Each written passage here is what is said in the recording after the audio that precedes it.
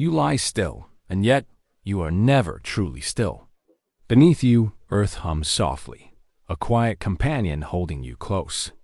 You may not feel it, not in the same way you feel a breeze or the warmth of a sunbeam, but gravity is always there, ever present, gently guiding your every motion. You are not pinned down. You are being held. Imagine, for a moment, that you are floating, not in water, but in air. The world below fades, and your body drifts without weight, arms suspended like branches in a breeze.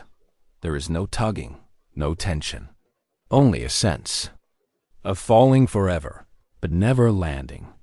This is gravity's secret. It does not push or pull in the way you've been taught to feel. Instead, it bends the stage upon which everything dances. It sculpts the very fabric of space, shaping the lines. Your feet unknowingly follow. When you drop a pebble into a pond, it ripples outward. But imagine instead a heavy stone resting on a blanket. The surface curves, and smaller things roll inward, not because they're pulled, but because the world beneath them has changed. Shape. Your body is part of that curve. From the smallest speck of dust to the grandest star, everything with mass participates in this quiet sculpting. Earth, so massive, presses down just enough to cradle you in a curve of spacetime. Your body doesn't cling to the planet because it is forced to.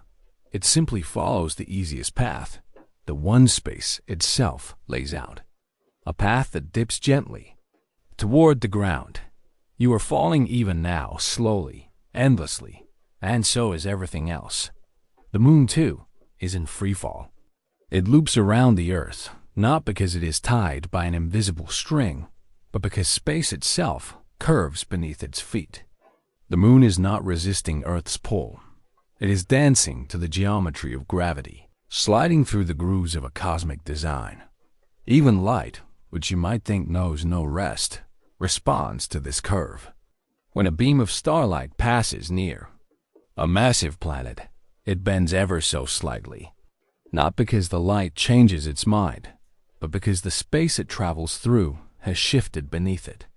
Like a marble rolling along the dip of a stretched sheet, the light obeys the shape of the world, not a command dot, and so do you. From the time you first learned to walk, gravity has been your quiet teacher. It steadies you, tests your balance, helps. You rise and fall. Your muscles and bones are tuned to its touch. Without it, your very body would begin to forget how to stand. Astronauts in orbit know this truth intimately. Their muscles soften, their bones lose strength, not from laziness, but from absence, from being far enough above Earth that the grip of gravity, though never gone, becomes gentler. But gravity is not only here, close and familiar. It reaches far beyond, into the black hush of space. It tethers galaxies together, sculpts the spiral arms of cosmic storms, anchors stars in place over billions of years. Without it, the universe would unravel into a silent scattering, each piece adrift without purpose. And yet, this force, this soft sculptor of existence, remains invisible. You cannot see gravity. You can only watch what it does. You see it in the rise and fall of tides, in the arc of a falling leaf, in the shape of Saturn's rings. You feel it each morning as you lift your head from the pillow. You trust it to be there, constant and sure. But perhaps the most mysterious thing is this: gravity, of all the fundamental forces in the universe, is the weakest. Compared to the force that binds atoms or the energy that lights the stars, gravity is almost shy. You can overcome it just by lifting your hand.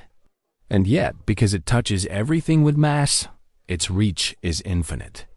It binds galaxies, draws comets, and slows time itself. Yes, even time listens to gravity. When you stand atop a mountain, you are ever so slightly younger than someone standing in a valley.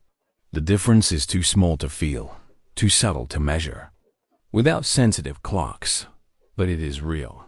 Gravity, in shaping space, also shapes the rhythm of time, stretching it, slowing it, bending it gently. And so, when you lie back and breathe deeply, gravity cradles both your body and your moment.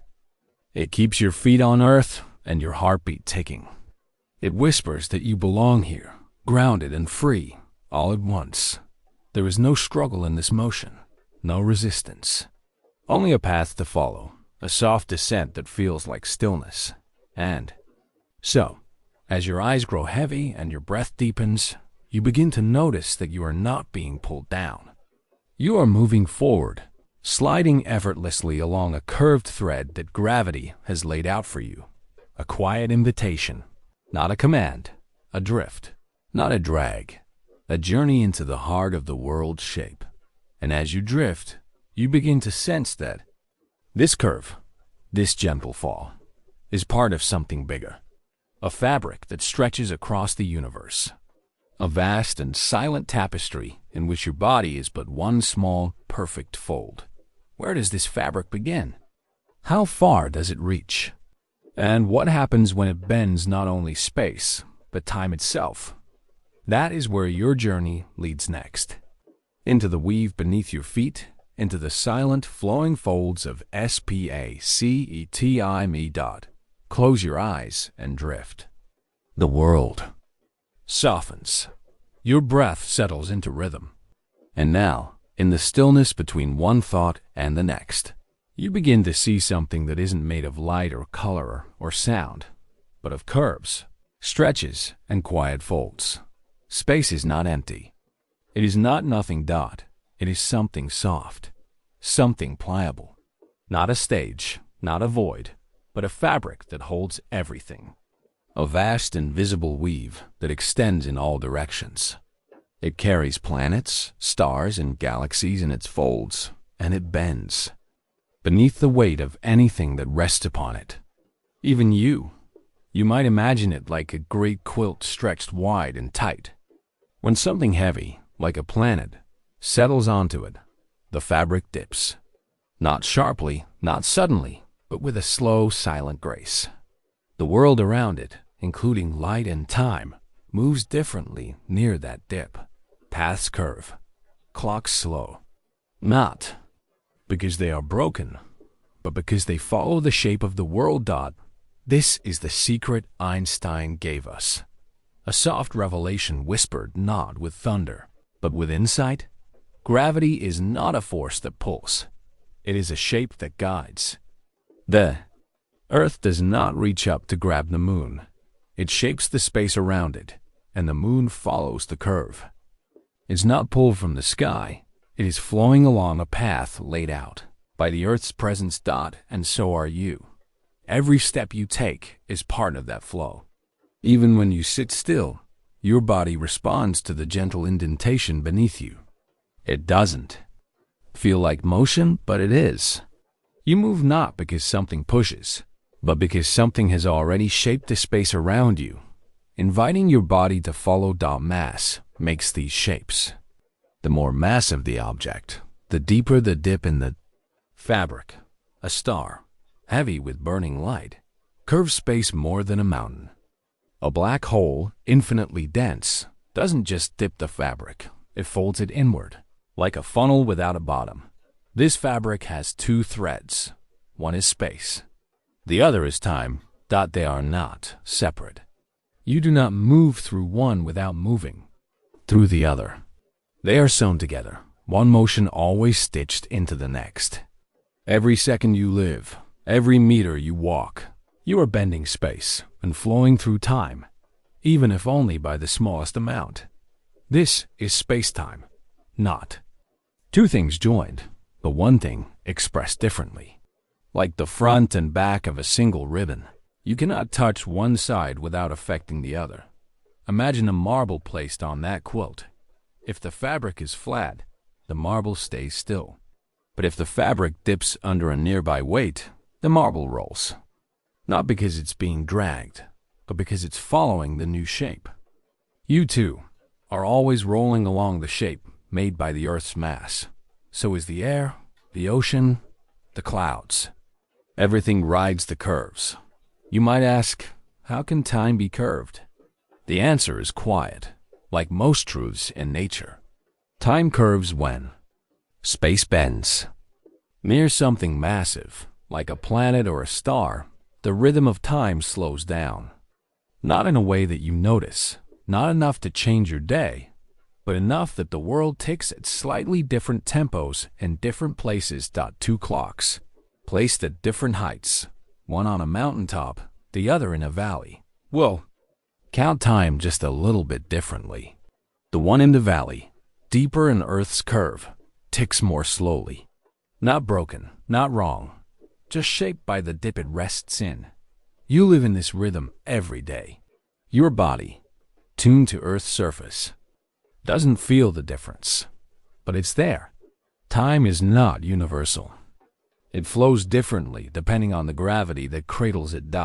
And so, as you lie back and breathe, remember, you are lying not on a floor, not on a bed, but on a stretched and curved fabric. It's invisible, yes, but everything you know moves. By its rules, your weight doesn't press downward. It follows a curve. Your sense of stillness is a balance between your mass and the shape of the world beneath it.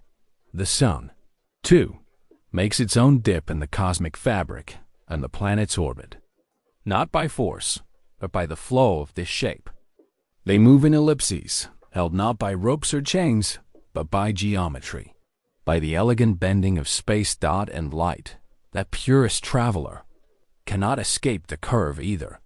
It passes near stars and veers slightly off course, as though drawn toward them. But the truth is subtler. Light always travels straight, but the fabric it travels through is no longer straight. The straight line becomes curved because the space itself has changed. This is what it means to live in a universe of gravity. You are not being acted upon. You are being guided.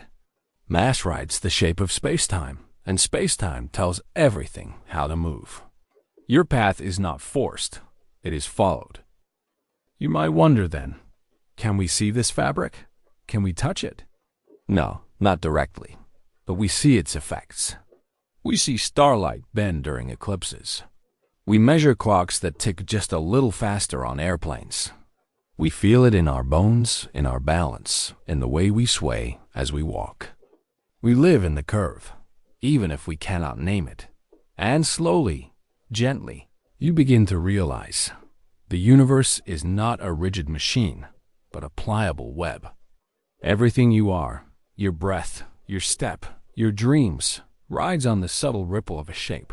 What a strange and lovely thing it is to think that you are floating in a curved sea of space and time. It brings you comfort, doesn't it? That the stars aren't fixed in a cold grid, but resting in soft dips and folds. That time itself isn't a marching drum, but a flowing river, changing speed as it moves through valleys and hills. And as your thoughts begin to quiet, one last idea lingers, warm and unresolved. If space and time can be curved, and if mass can change their rhythm, what happens when something falls without ever feeling the fall? What happens when falling becomes flight? You wake and rise, and yet you are falling. You sit, you walk, you speak, and still you fall. Not down, not in defeat, but gently, continuously, toward the center of the earth, and you don't feel it. Not because it isn't happening, but because the fall is perfect, seamless, unresisted. Gravity, that quiet architect beneath your feet, does not shout or pull with force. It simply curves the path you travel, and you follow without knowing. Like a leaf drifting on a silent stream. You fall not because you're broken or pushed, but because the space around you is shaped to invite your motion. That is the nature of gravity. Not command, but invitation. Think of a drop of rain leaving the sky. It begins as suspension, then moves downward, accelerating toward Earth. If nothing interrupts it, it falls until it touches ground.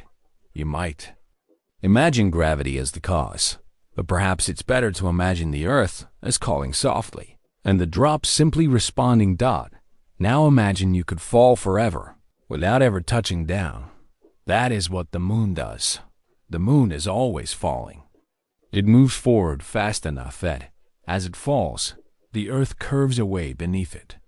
It is caught in a perfect compromise, never close enough to crash, never far enough to escape. Its motion is not held by chains or cords. It is the graceful arc of falling sideways, an endless surrender to the Earth's presence. You too ride such arcs, though not so wide. When you toss a stone, it begins to fall the moment it leaves your hand. But it also moves forward, and for the briefest instant, it follows a curved path, falling and flying at once before the ground interrupts orbit. Then is falling without the interruption dot. It's easy to think of falling as a failure, a stumble, a descent. But in nature, falling is often the purest form of motion. Free fall is not struggle, it is peace. It is the body in harmony with gravity's invitation. It is surrender, not defeat. Astronauts in space float not because there is no gravity, but because they are falling perfectly, continuously, around the Earth. Everything inside the spacecraft is falling at the same rate. People, pens, pockets of air. There's no up, no down, just shared motion through curved space. You don't feel weight in free fall. Your stomach flutters because your body knows something's different. The usual pressure beneath your feet has faded. But it is not fear. It is release. Like the moment just before sleep, when the body lets go of waking effort. That moment. That lightness is closer to the truth of gravity than the heaviness we usually associate with it. Imagine a skydiver, arms wide, drifting downward through thick, rushing air. Their fall is not abrupt, not chaotic, but smooth, and with practice, even beautiful. They are not pulled down violently, but guided, gliding in the shape space lays out before them. They do not resist gravity. They join it. The moon does the same, at a scale so grand it lasts for billions of years. And you, though grounded, are never apart from this motion. Right now, you fall toward Earth's center, balanced only by the firmness of the ground pressing back. Your feet stop your fall, but your bones remember it. Your muscles respond to it. You are shaped by it, moment by moment. Even the air you breathe falls with you. Atmosphere clings to Earth not because it is stuck, but because it too follows the curve. Clouds drift, winds sweep, and all of it, the weather, the sky, the whispers of breath, fall gently in gravity's embrace. This kind of falling is quiet, unfelt, but it's always there. And what's more, it is shared. The moon falls toward Earth. Earth falls toward the sun. The sun falls in the curve made by the galaxy, which falls into the gravity of clusters and filaments stretching through the cosmos. Nothing is truly still. All things are moving, falling through curved paths that never end. The entire universe, it seems, is suspended in this graceful surrender. There is no edge, no bottom to land on. Only motion, always motion, through space that has been shaped by everything that exists. Like sleep, this falling has no urgency. It's a slow letting go. Not chaotic, not violent, just natural. Timeless. So when you lie back and close your eyes, you're not escaping the world. You're returning to its motion, joining the deep, ancient fall that touches every star, every moon, every cell of your body. You do not feel it, because everything falls with you. Even time falls in its own quiet way. And if gravity is the curve that defines your path, then falling is the rhythm your body has always known. Each heartbeat, each breath, each slow blink, all tuned to this silent descent. So let yourself rest in it. You are not fighting anything. You are part of the flow, the dance. And if you listen closely, not with ears, but with feeling, you might begin to sense the shape of the fall, the spiral of it, the way motion curves instead of crashing. The Earth does not pull the moon straight down. It allows it to glide in circles. What happens? Then, when time itself begins to slow inside that circle. What does it mean for a clock to tick differently when it too is falling? I prefer this response. There is a mountain, tall and still.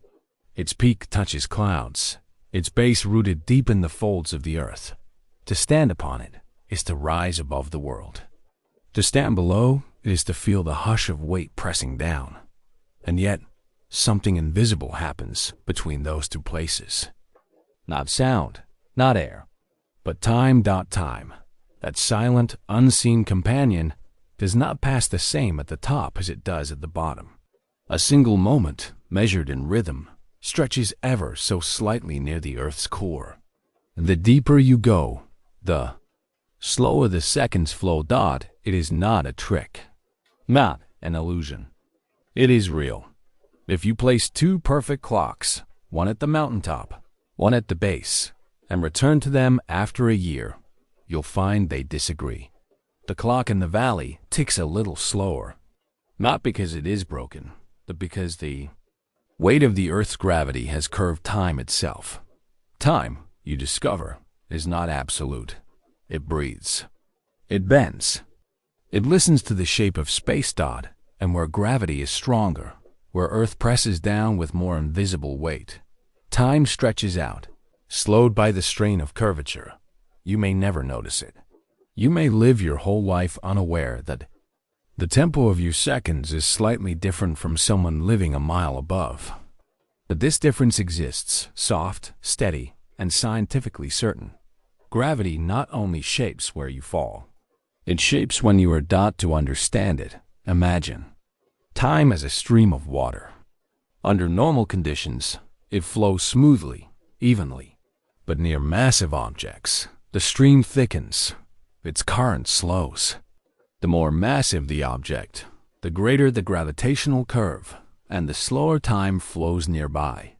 This phenomenon is called gravitational time dilation, a name that sounds complicated, but rests on a simple truth. Where gravity is stronger, time flows more slowly. Not metaphorically, not figuratively, precisely and measurably. It was first predicted by Einstein when he saw that space and time were not separate, but interwoven, stitched together into a single fabric, folded by mass. When that fabric bends, so too does the passage of time. Even light, the universe's swiftest traveler, cannot escape this effect. As light climbs out from a valley or from deep within a massive star, it stretches, its frequency softens, its color shifts ever so slightly toward red. It ages in its own way, because to move upward in a gravity field, to climb time's slope, takes effort, even for light. And so, you begin to see, gravity slows not only movement through space, but movement through time. At the base of a mountain, where Earth's gravity presses strongest, each second is just a fraction longer than it is at the summit. To your senses, it is imperceptible. But to the universe, it matters. Every motion, from orbiting satellites to drifting clouds, must account for these tiny distortions in time's flow. Your phone's GPS, for example, relies on clocks. Inside satellites, high above the Earth. Up there, farther from the pull of gravity, time flows a bit faster. If engineers didn't adjust for that shift, your directions would quickly drift off course. Roads would blur. Your position would become uncertain, because the Earth is not just a sphere in space, it's a ripple in time. You live inside that ripple. Every place you've ever stood, every thought you've ever had, has taken place in a region of spacetime, gently slowed by the planet beneath you. You exist, not on a flat grid of time, but in a layered flow, a quiet cascade of seconds, shifting as altitude changes. This truth extends far beyond your world. Around giant planets like Jupiter, or the blistering heart of the Sun, time flows slower still. In the intense gravity of a white dwarf, time slows dramatically. And near the edge of a black hole, time nearly stops altogether, stretched to infinity at the event horizon. where even light cannot escape. But you don't need a black hole to feel this story. It begins right here on Earth, with mountains, with clocks, with breath. Your body lives in gravity's embrace, and every cell keeps its own time, a silent rhythm tuned to your surroundings. Your heartbeat, your thoughts, your sleep, all paced by the gravitational tone of where you are. And yet, you move through these layers unaware. Hikers reach summits and feel exhilarated, perhaps not knowing that time, in a sense, flows more freely where they stand. Deep-sea divers sink into a world where seconds are ever so slightly longer. Pilots soar above clouds and plains where the clock moves faster, if only by a whisper. You carry this layered experience of time in your every movement, even though it remains hidden from your senses. A secret tide beneath your steps. There's comfort in that, isn't there? That even the passage of time is not rigid, that it responds softly to the shape of the world. That the universe is not ruled by an iron clock, but by a rhythm that sways with space. God, you are part of that rhythm. You live not only in space, but in time shaped by space.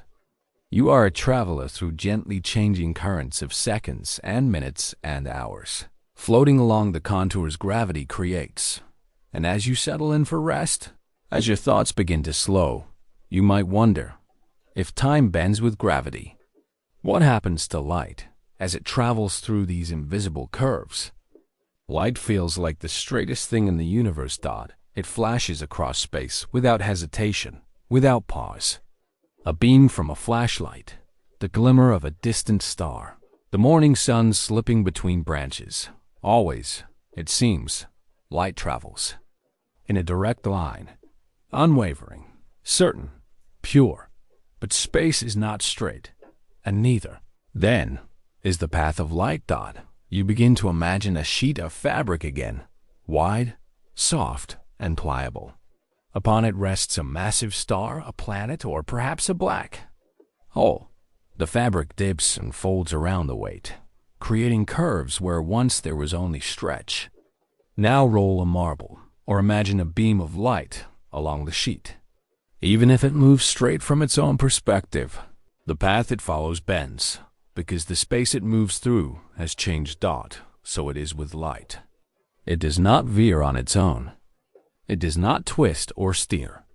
It follows the lines that gravity has drawn into the fabric of the cosmos. If space is curved, then light, always faithful to its terrain, curves with it. This is not just an idea. We have seen it. During a total solar eclipse in 1919, scientists turned their eyes to the stars. A star's light, passing near the edge of the sun, arrived on Earth from a slightly different angle than expected. It appeared displaced, as if the star had moved. But it hadn't. The light had bent not by the sun itself, but by the shape of space-time near it. Einstein had predicted this, and it became one of the first confirmations of his theory. The world shifted that day, not because light changed, but because our understanding of space had.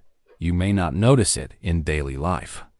Light here, near the Earth, bends just a little, not enough to change your reflection in the mirror or the way sunlight filters through your window.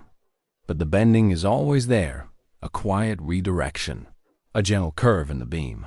And the stronger the gravity, the deeper the curve. Around a black hole, the path of light can loop entirely. A photon can be caught in orbit, spinning endlessly at the edge of darkness. We call this the photosphere, a place where light is neither escaping nor falling inward. It is suspended on a knife's edge of geometry, following space's deepest. To think that even light, the fastest thing in the universe, cannot escape gravity's influence. Not because gravity grabs it, but because gravity sculpts the very map it moves across. It's as though the rules have shifted from force to form. Light does not need to be pulled. It is simply given a new road to follow. Now imagine looking into deep space. Behind a massive cluster of galaxies, there may be more galaxies, far away, faint, and hidden. But their light, passing through the curvature created by the nearer cluster, bends. It spreads. It arcs dot into us, watching from Earth, it appears as rings, arcs, and smears of distant brilliance. Distorted images caused not by lenses made of glass, but by gravity itself, that we call it gravitational lensing. And through it, we see what would otherwise remain invisible.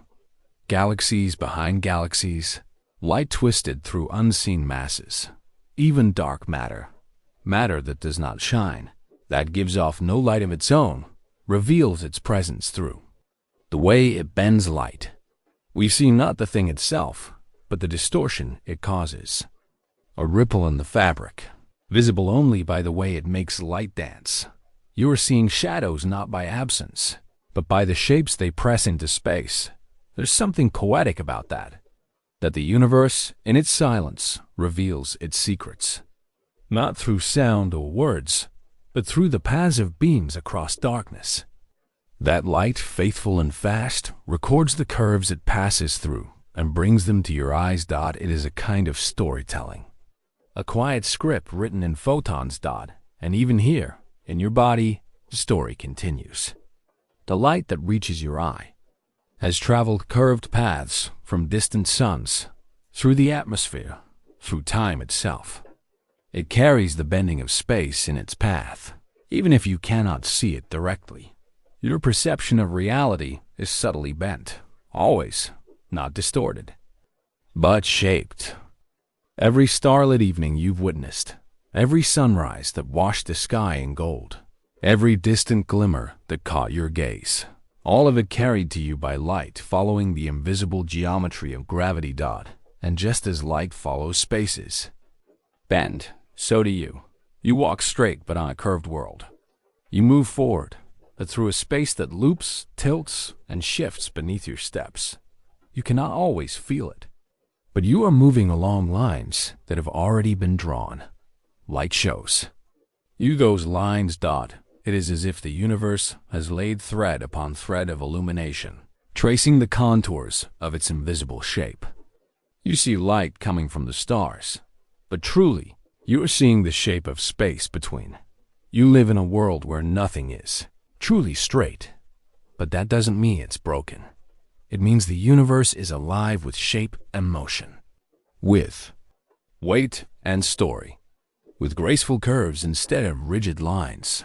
And in this curved world, light does not resist. It does not complain or break.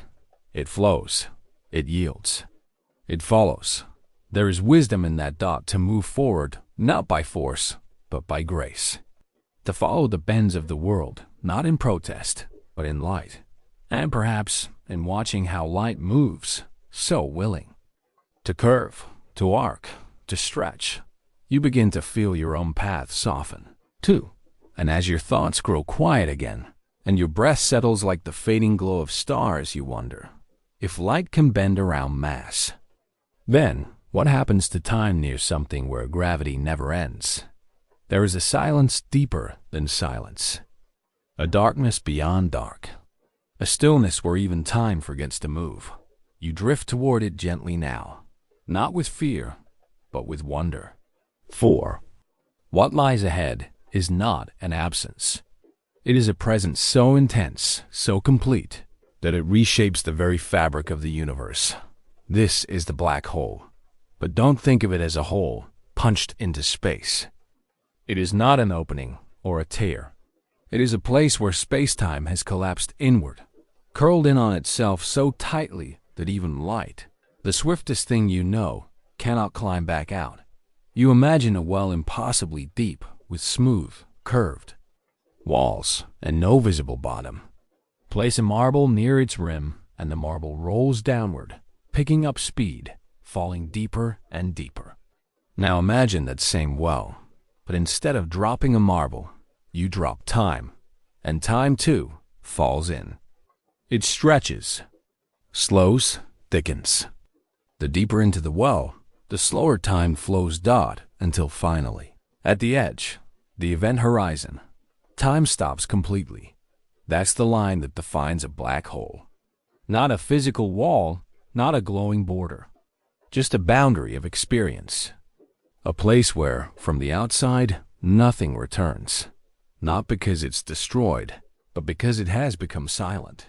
Imagine you hover near that edge, suspended just above the horizon. Your clock still ticks, faintly, faithfully. But from the point of view of someone far away, your ticking slows, until it seems to freeze. From their perspective, you never fall in. You hover, still, forever.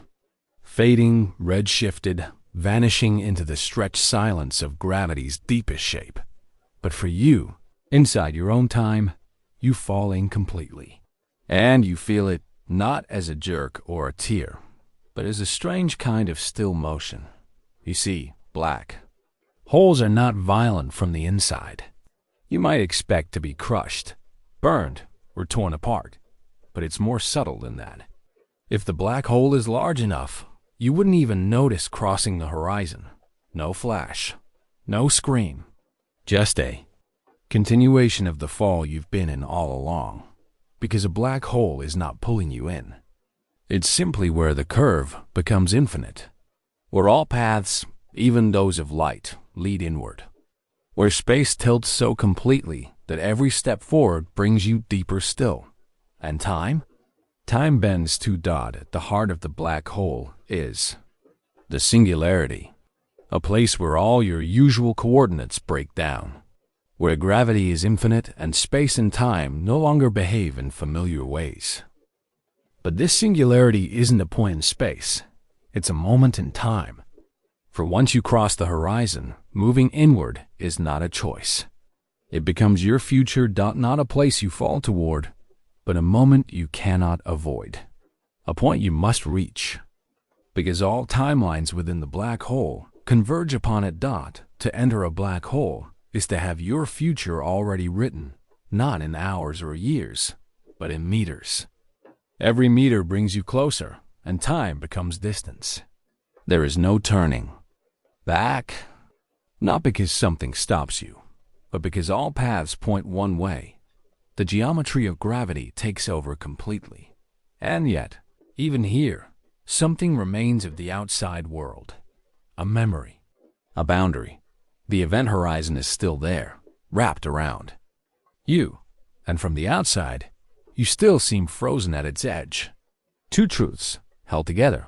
From within, you fall freely. From without, you never arrive. There is a sadness to that, a loneliness, but also a kind of still beauty, because the black hole does not destroy. It hides, it seals, and in that hiding, it preserves a mystery. Where does everything go?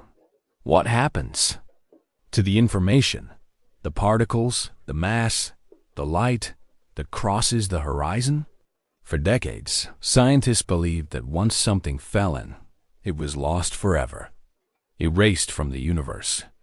But this idea troubled them, because in the language of physics, information should never be destroyed. And so the black hole became a paradox. A puzzle wrapped in darkness. Does the information escape somehow? Does it remain encoded on the event horizon like a cosmic ledger? Or is it released slowly, piece by piece, through Hawking radiation, a slow, quiet evaporation predicted by the union of quantum mechanics and gravity? Stephen Hawking once imagined black holes as the ultimate one-way doors.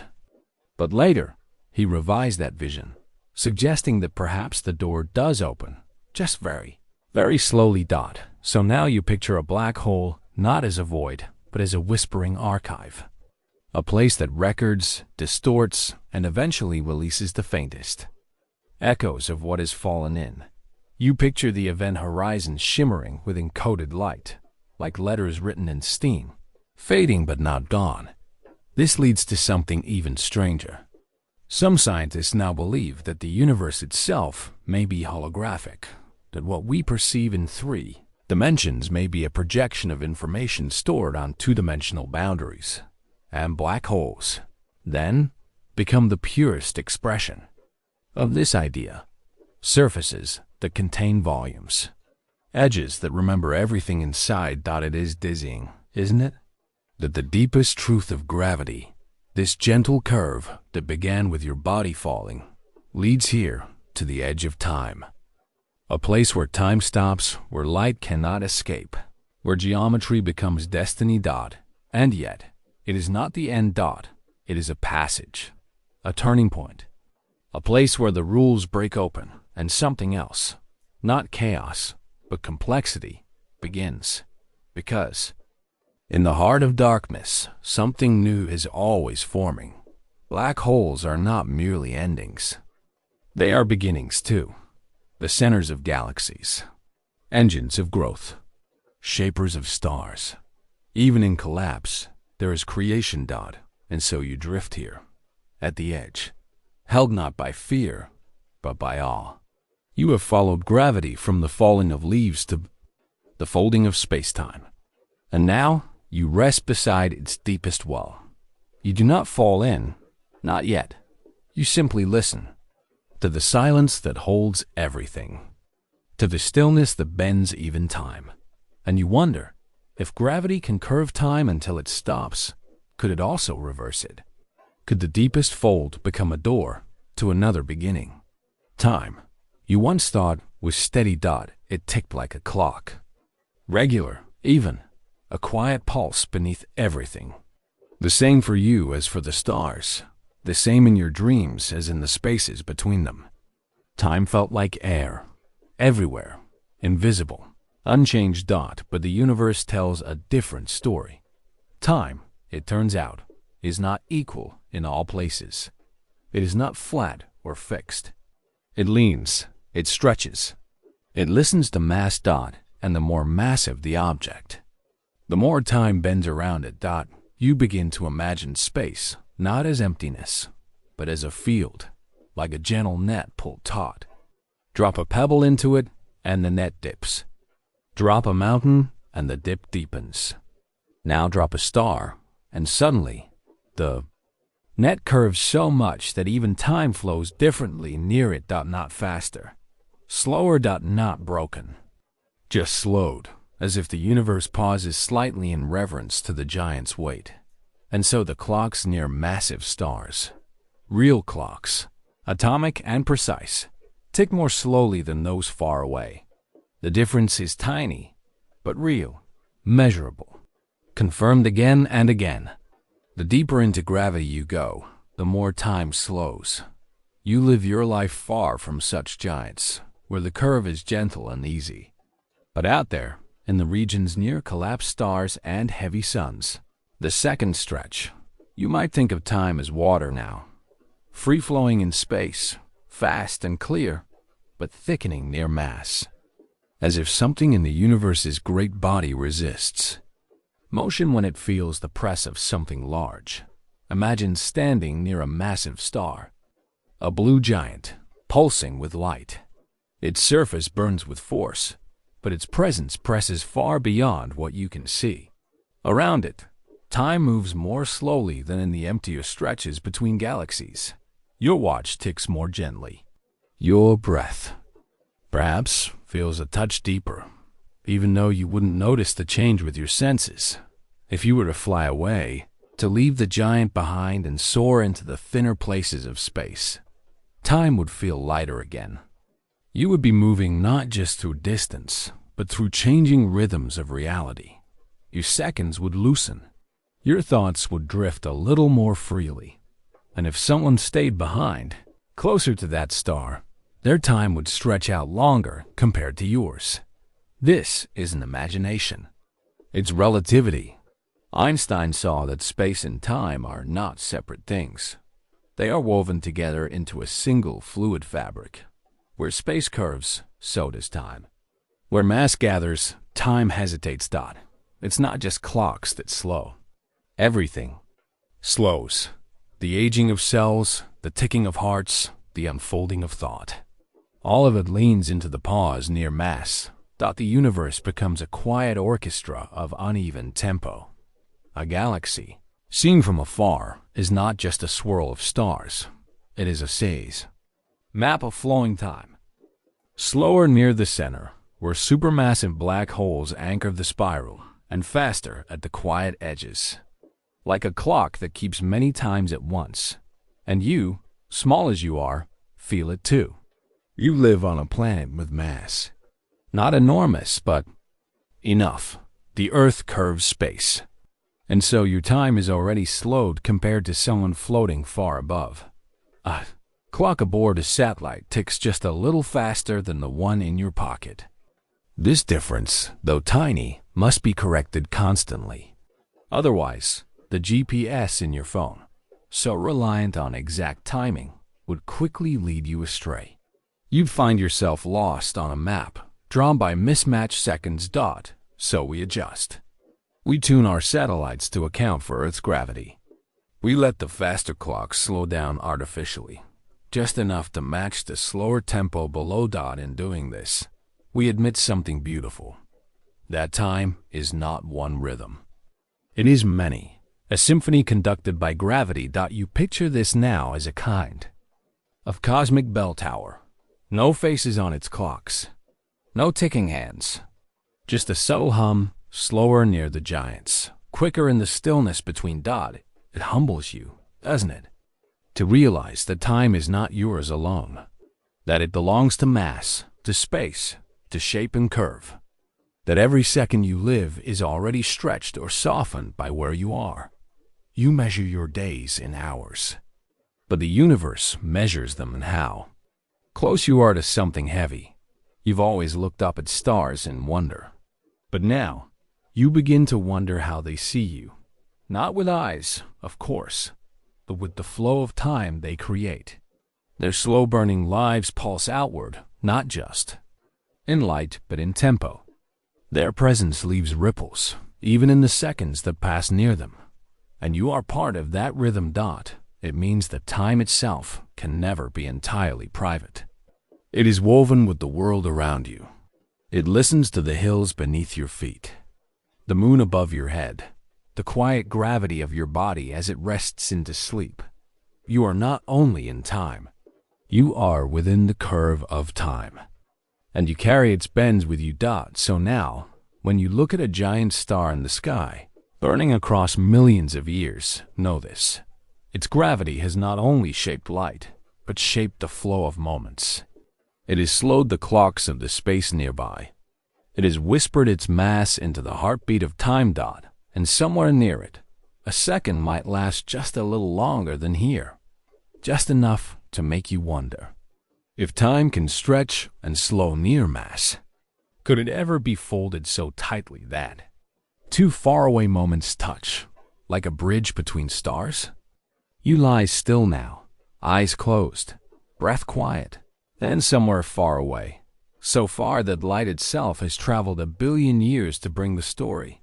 Two black holes spin, not drifting gently, not slow.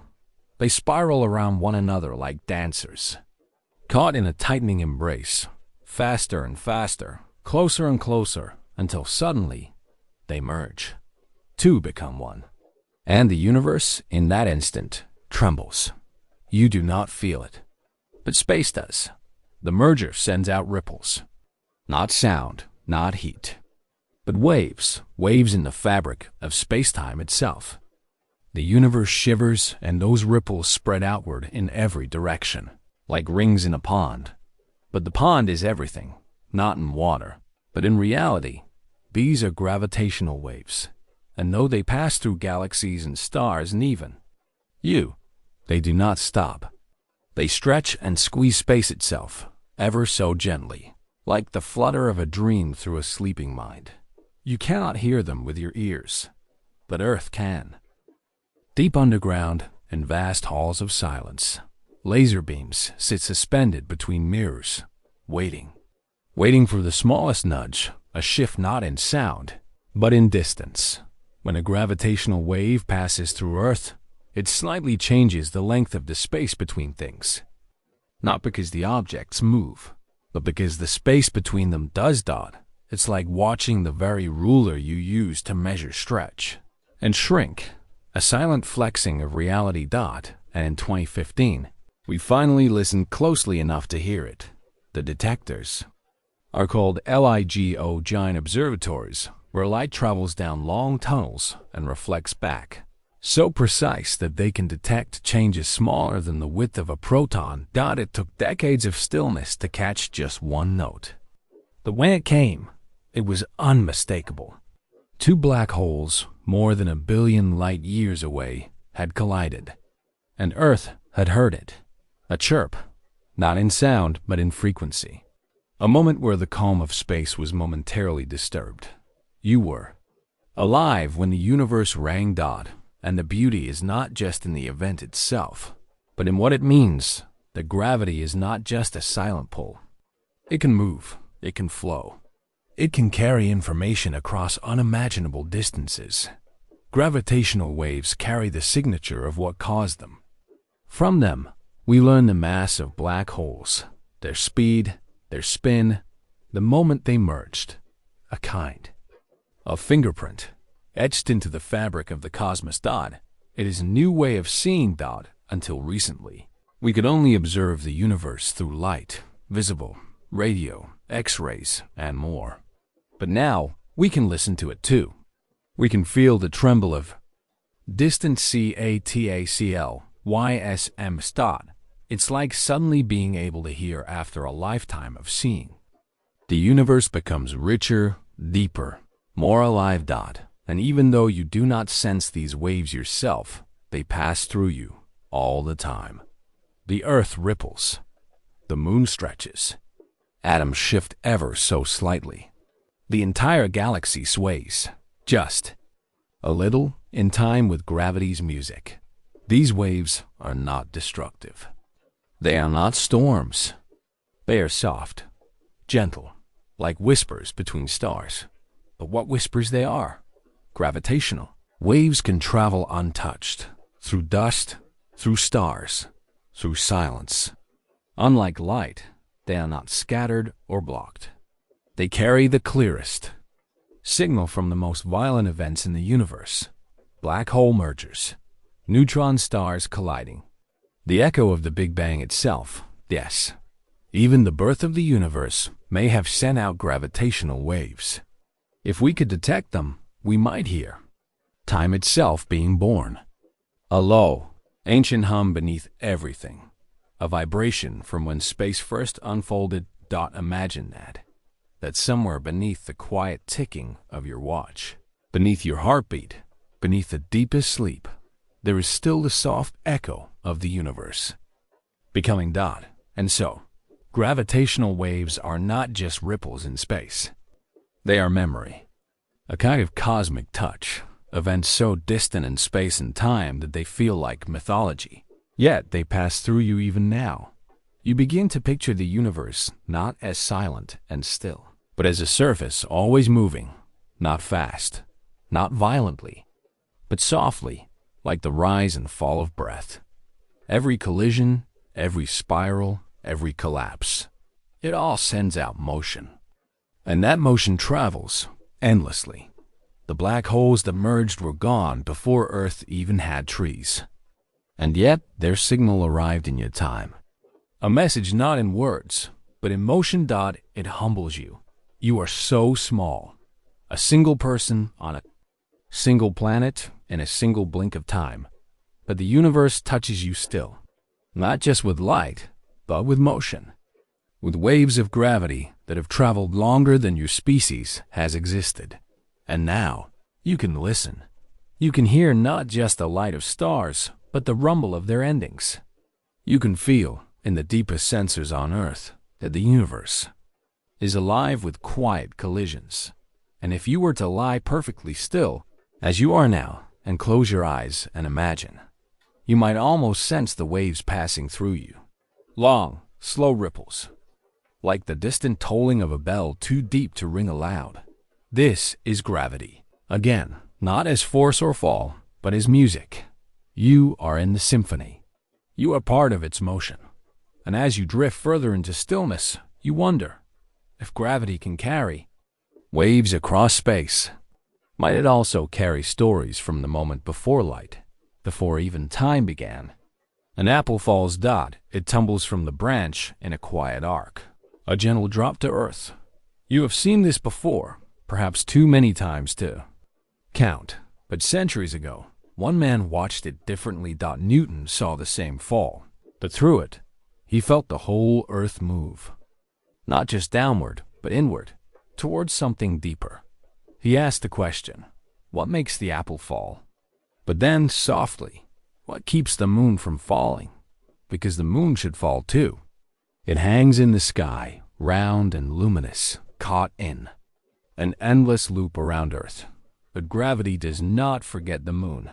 It tugs, always, just as it tugs on the apple. So why doesn't the moon crash to the ground? The answer lies in motion.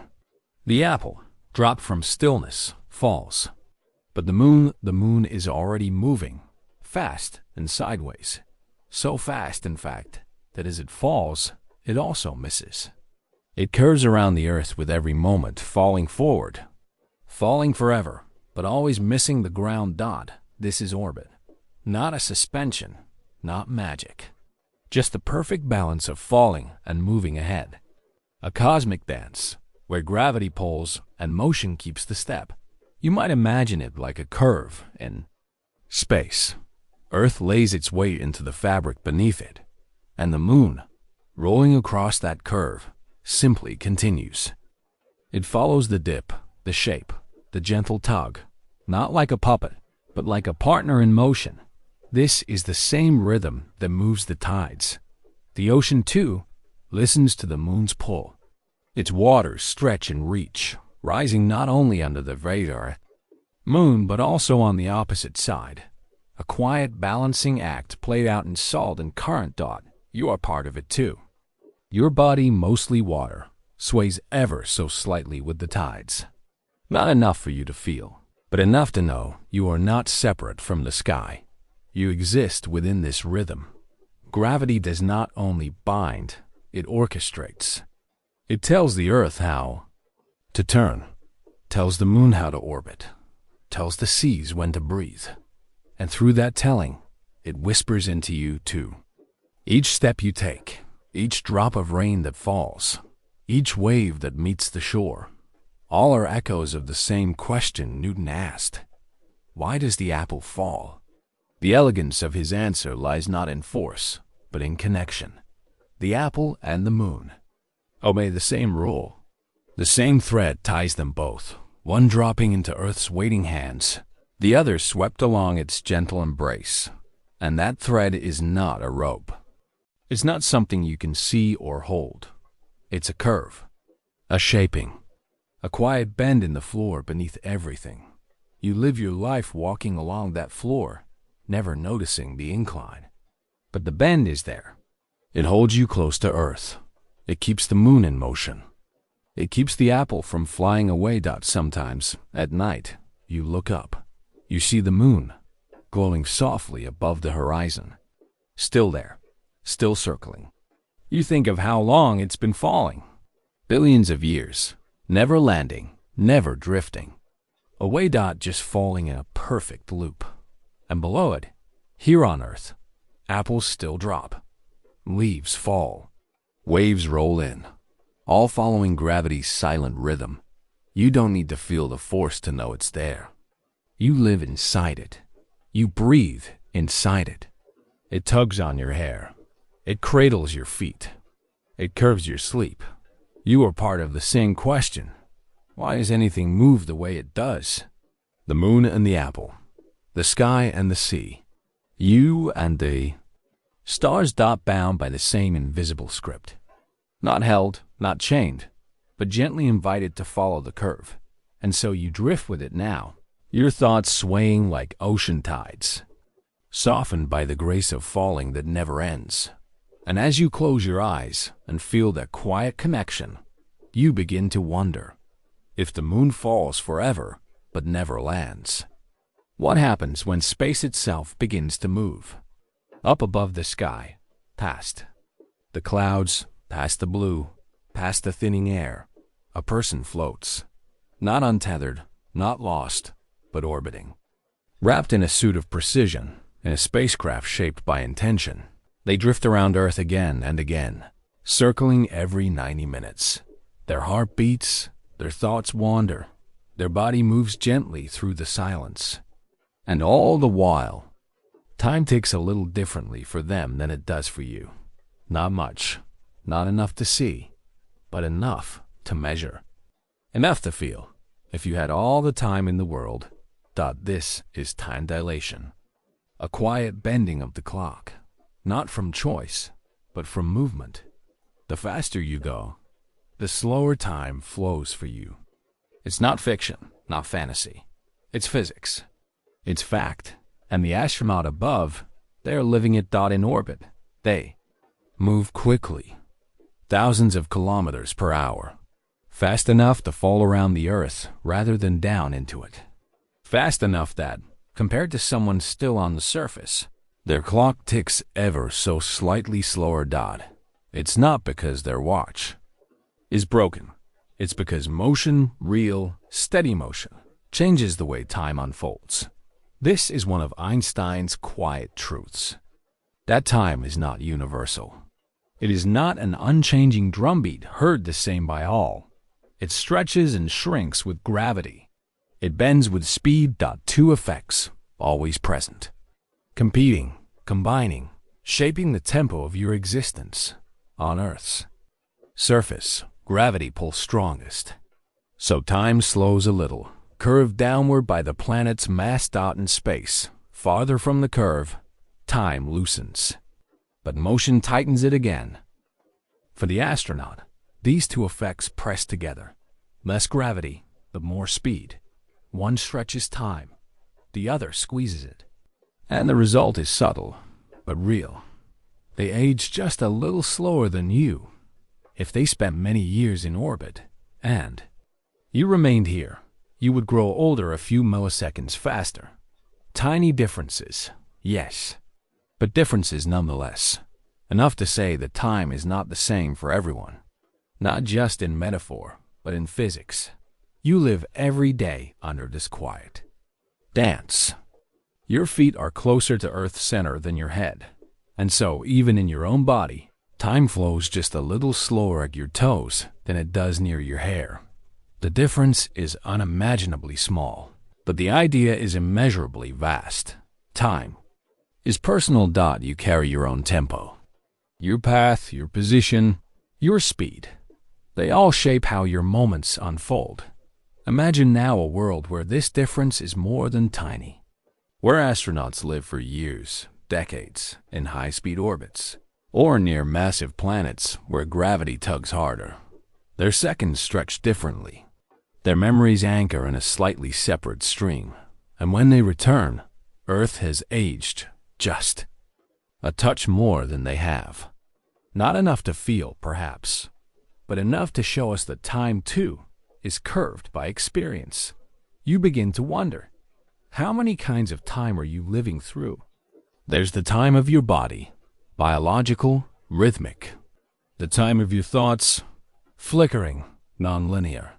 The time of clocks, precise, digital, indifferent.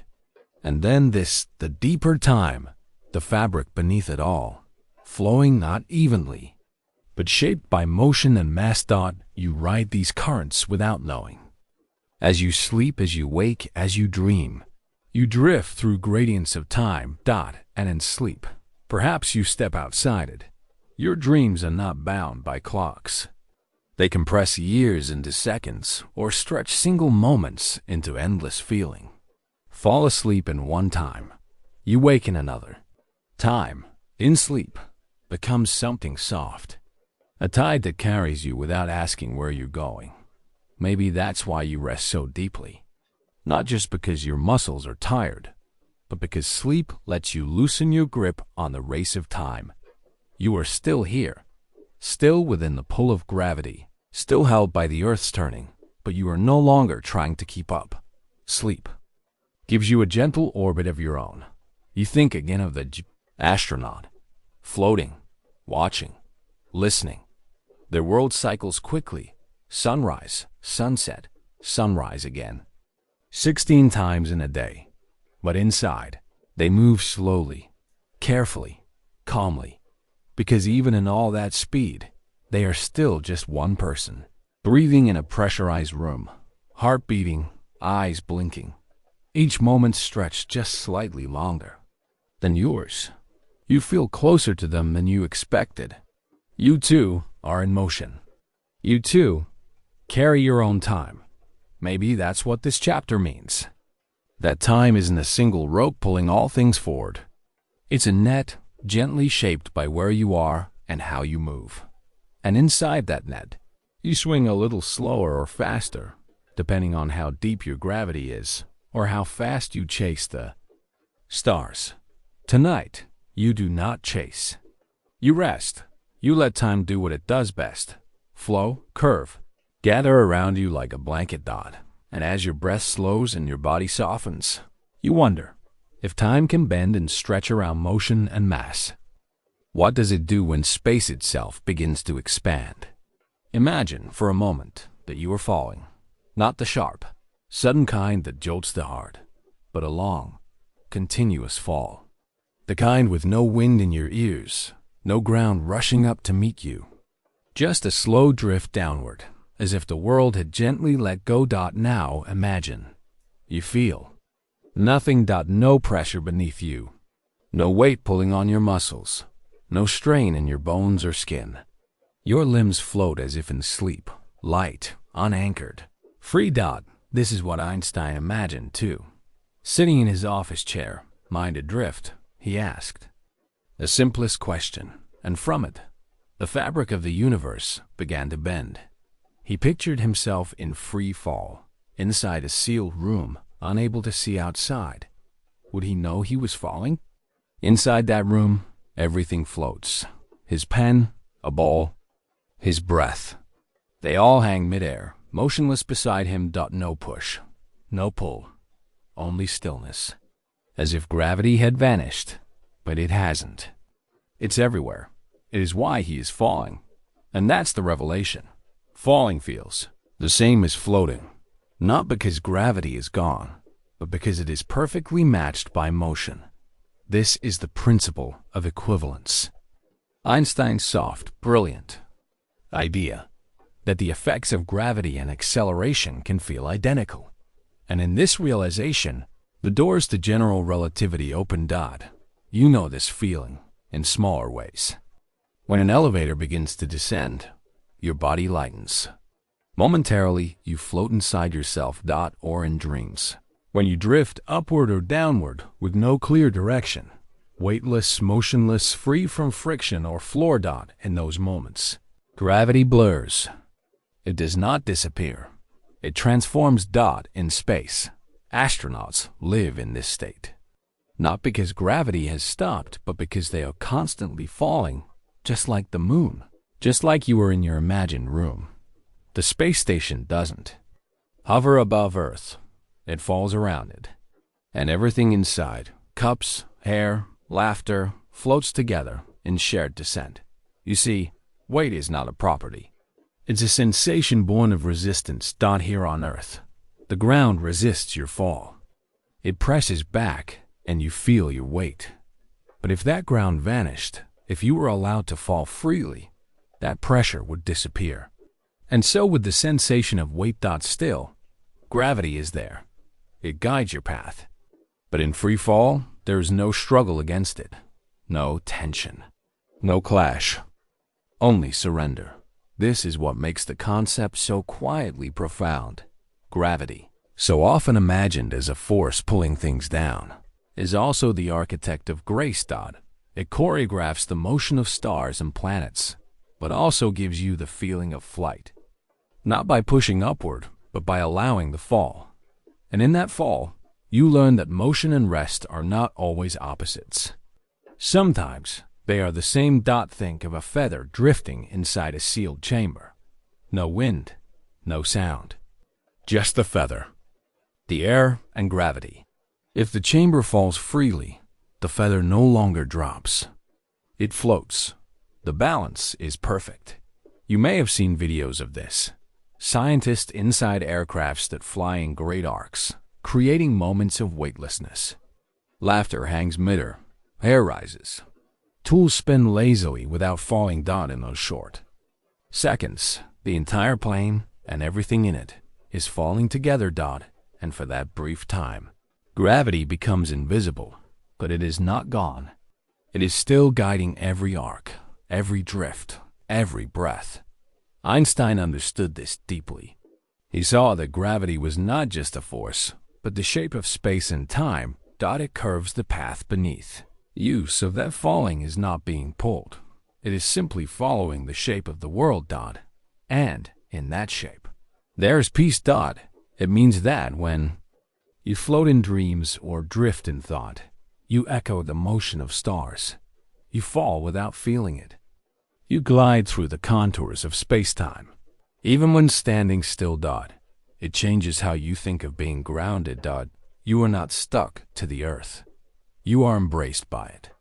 Its mass shapes the space around you, and you move along that shape, even when you do not know it. You live in the curve. And in sleep, perhaps, you let go of the edges. You become the feather, the astronaut, the mind in free fall. You drift into a kind of stillness that is motion without resistance. And in that stillness, your body rests. Your thoughts rise. You let gravity carry you without push or pull. You begin to understand. Weightlessness is not the absence of gravity. It is gravity fulfilled. Gravity uninterrupted. And as you lie here, breathing slow, your muscles softened by trust, you feel yourself fall, not in fear, but in surrender. The world beneath you curves gently. The sky above holds you close. Einstein once imagined the fall. Now, you live it. And as you float within the arms of gravity, you ask, if falling and floating feel the same, what happens when everything begins to fall apart? Not in fear, but in the quiet stretching of space itself. You are made to fall, gently, constantly, without fear. Even as you stand still, you lean into gravity. You do not notice, but your body listens. It hears the earth beneath you and answers back, not with words, but with posture, balance, tension, and strength. From the moment you first rise as a child, gravity becomes your invisible teacher. It teaches you how to stand, how to walk, how to catch yourself when the world tilts beneath your feet. It does this through your muscles, your joints, your bones. Every step you take is a quiet agreement with gravity. You press into the earth, and the earth pushes back. That push is not harsh. It is supportive, constant, silent, sure. Without it, your body forgets its form. In orbit, astronauts float, free from weight, free from strain, but slowly.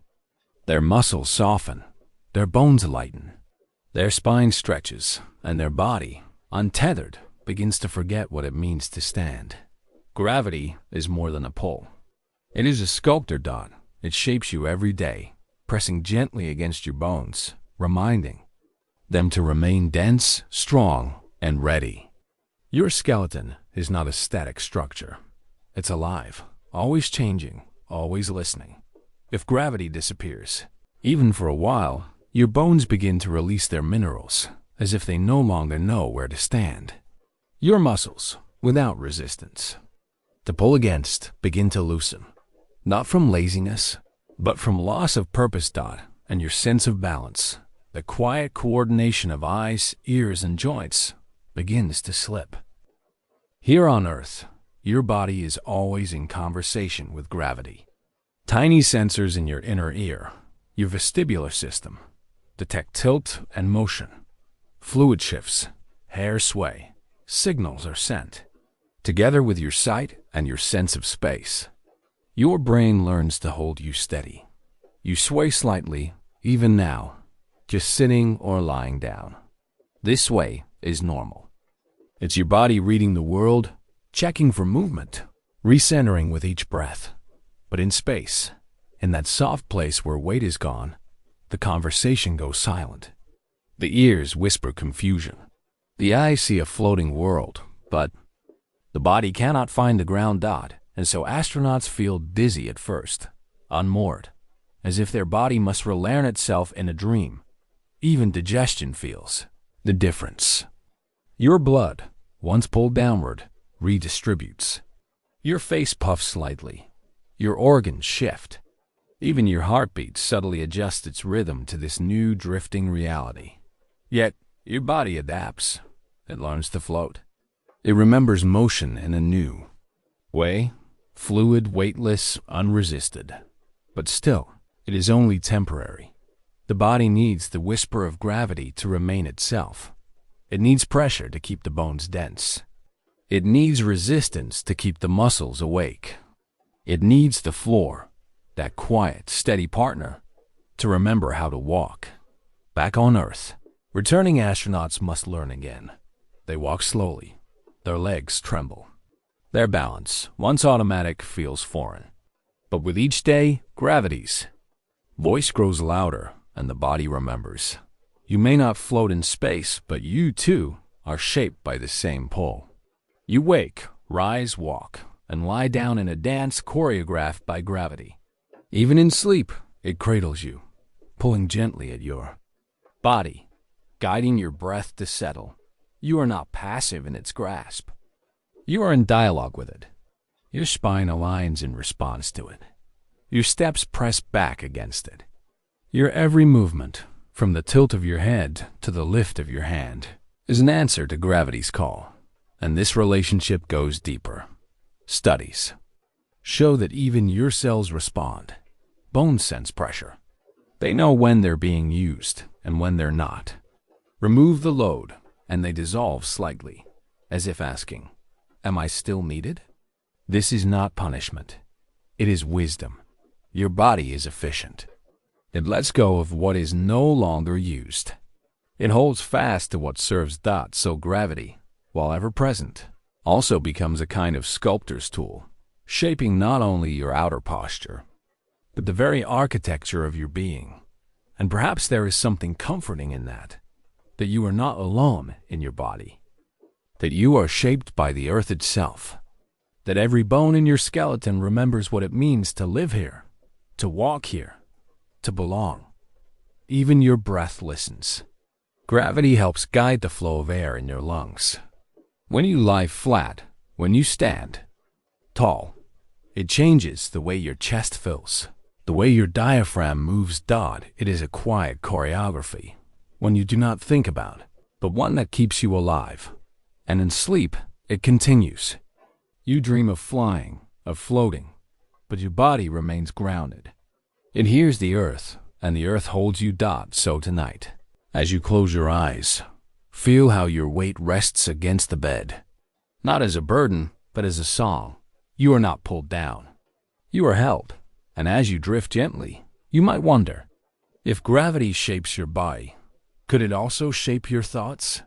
Above your head, far beyond the clouds and weather, the International Space Station drifts in silence. But drift is the wrong word, because it is not drifting. It is falling. Falling forever.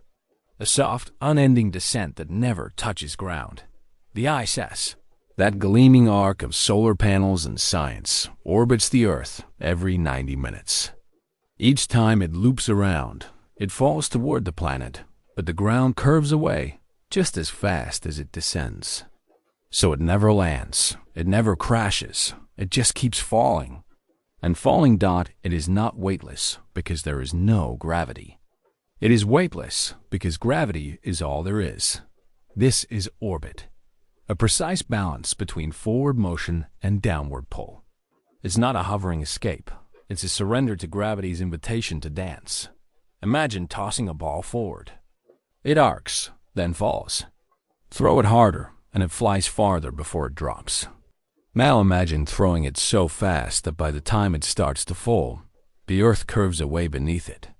It falls, but it misses, and keeps missing, again and again. This is what the ISS is doing. A high-speed fall, forever circling the earth, never landing, never flying off. And inside the station, astronauts float. Not because they have escaped gravity, but because they are inside gravity's embrace. Falling with it. Everything inside, the people, the tools, the droplets of water, is falling together. And because they fall at the same rate, they feel no weight, no pressure, just stillness. Weightlessness, then, is not a lack of gravity. It is the feeling of being entirely inside its flow. No resistance, no ground pushing back, just the pure experience of motion along a curved path. You feel something similar in a subtler way each time you swing on a playground. That brief moment at the top of the arc, when your stomach lifts, is a whisper of freefall, a pause. In weight. The ISS lives in that pause. And though it seems distant, you too are in a kind of orbit. You are on Earth, yes, firmly planted, walking across ground that feels still. But the Earth is spinning and circling the sun. And the sun is moving too around the galaxy's core. All of it, spinning, turning, falling through space. You are always in motion. Your body, your bed, your breath, all of it carried along a vast, graceful arc. You fall too, not toward anything, but with everything. Perspective changes everything. From the ground, the ISS looks like it's soaring. From the ISS, the Earth looks like it's spinning below. In truth, both are moving. Both are falling. Together. This dance of orbit is delicate. Too slow, and the ISS would fall to Earth. Too fast, and it would escape into space. But at just the right speed, gravity becomes a guide. Not an enemy, not a captor, but a partner in motion. And this, perhaps, is gravity's secret art. It doesn't just pull, it shapes the journey. You think of it now, this space station. High above, a glint of metal curving over oceans and cities. The astronauts inside sleeping, stretching, smiling. Not floating away, but falling toward us, always. Their fall is your fall. Their path, your path. Different in scale, but united by the same unseen hand. So the next time you look up at the night sky and see that fast, steady glimmer, know it is the ISS, falling in perfect silence, and know that you are not standing still. You are part of that motion, held by the same gravity, balanced on the same curve. Your feet rest on the ground, but your body rides a world that never stops moving. Sleep becomes a kind of orbit, too. You sink into the mattress, not pressed down, but gently. Supported, floating within the pull of rest. Your breath slows. The room softens, and you begin your own kind of fall, inward, downward, into dreams. And as you fall, not with speed, but with surrender, you wonder if space can bend motion into circles. Can time, too, curve back toward itself? You are gazing into the night sky, your eyes reaching out farther than your body ever could. You think you see stars, but you are really seeing time. Light that has traveled for millions, sometimes billions of years just to land on your retina, soft and silent. And sometimes, what you see isn't where it truly is, because in the great quiet of the cosmos, gravity bends more than just motion. It bends light itself. You imagine space as clear and straight, but it isn't. It is curved, gently, profoundly, by anything with mass. Planets bend it, stars bend it, galaxies twisted into spirals. And that bend shapes the very path that light must follow. Light does not choose its way. It obeys the shape of the space it travels through. And when it passes by something massive, like a galaxy or a black hole, its path curves, as if pulled gently around a corner. This is gravitational lensing, a lens not made of glass, but of mass. When Einstein predicted this, that light would bend near massive bodies, it was a whisper against the background of Newton's certainty, but it was soon confirmed. In 1919, during a total eclipse, starlight from behind the sun was seen where it shouldn't be. Bent around the edge of the solar mass, light traced a longer arc, and made itself known in places it was not. The sun became a lens, and so does every galaxy, every cluster of stars. You look at the sky, and sometimes the universe plays a trick of kindness. A galaxy far away may hide behind another, but the gravity of the foreground galaxy acts like a lens, magnifying and distorting the hidden light. Sometimes this bending creates rings of light, called Einstein rings, where a single distant galaxy appears as a perfect circle around the mass in front. Other times, you see the same star twice or stretched into an arc, as if space had dipped its brush into liquid light and painted around the edges of gravity. These lenses are not imperfections. They are cosmic revelations. They let you see what cannot otherwise be seen. They magnify. They uncover. They let you peer deeper into the past dot. It is as if gravity opens a window through the body of another galaxy, letting you glimpse what lies far behind. And what is behind, so often, is older, because light takes time to travel. You are not just seeing across distance. You are seeing across time. Each gravitational lens becomes a time machine of sorts, letting you watch galaxies being born, stars just beginning to shine. Imagine this. A beam of light leaves a galaxy 10 billion years ago. It travels undisturbed until it meets another galaxy on the way. The gravity of that second galaxy bends the light.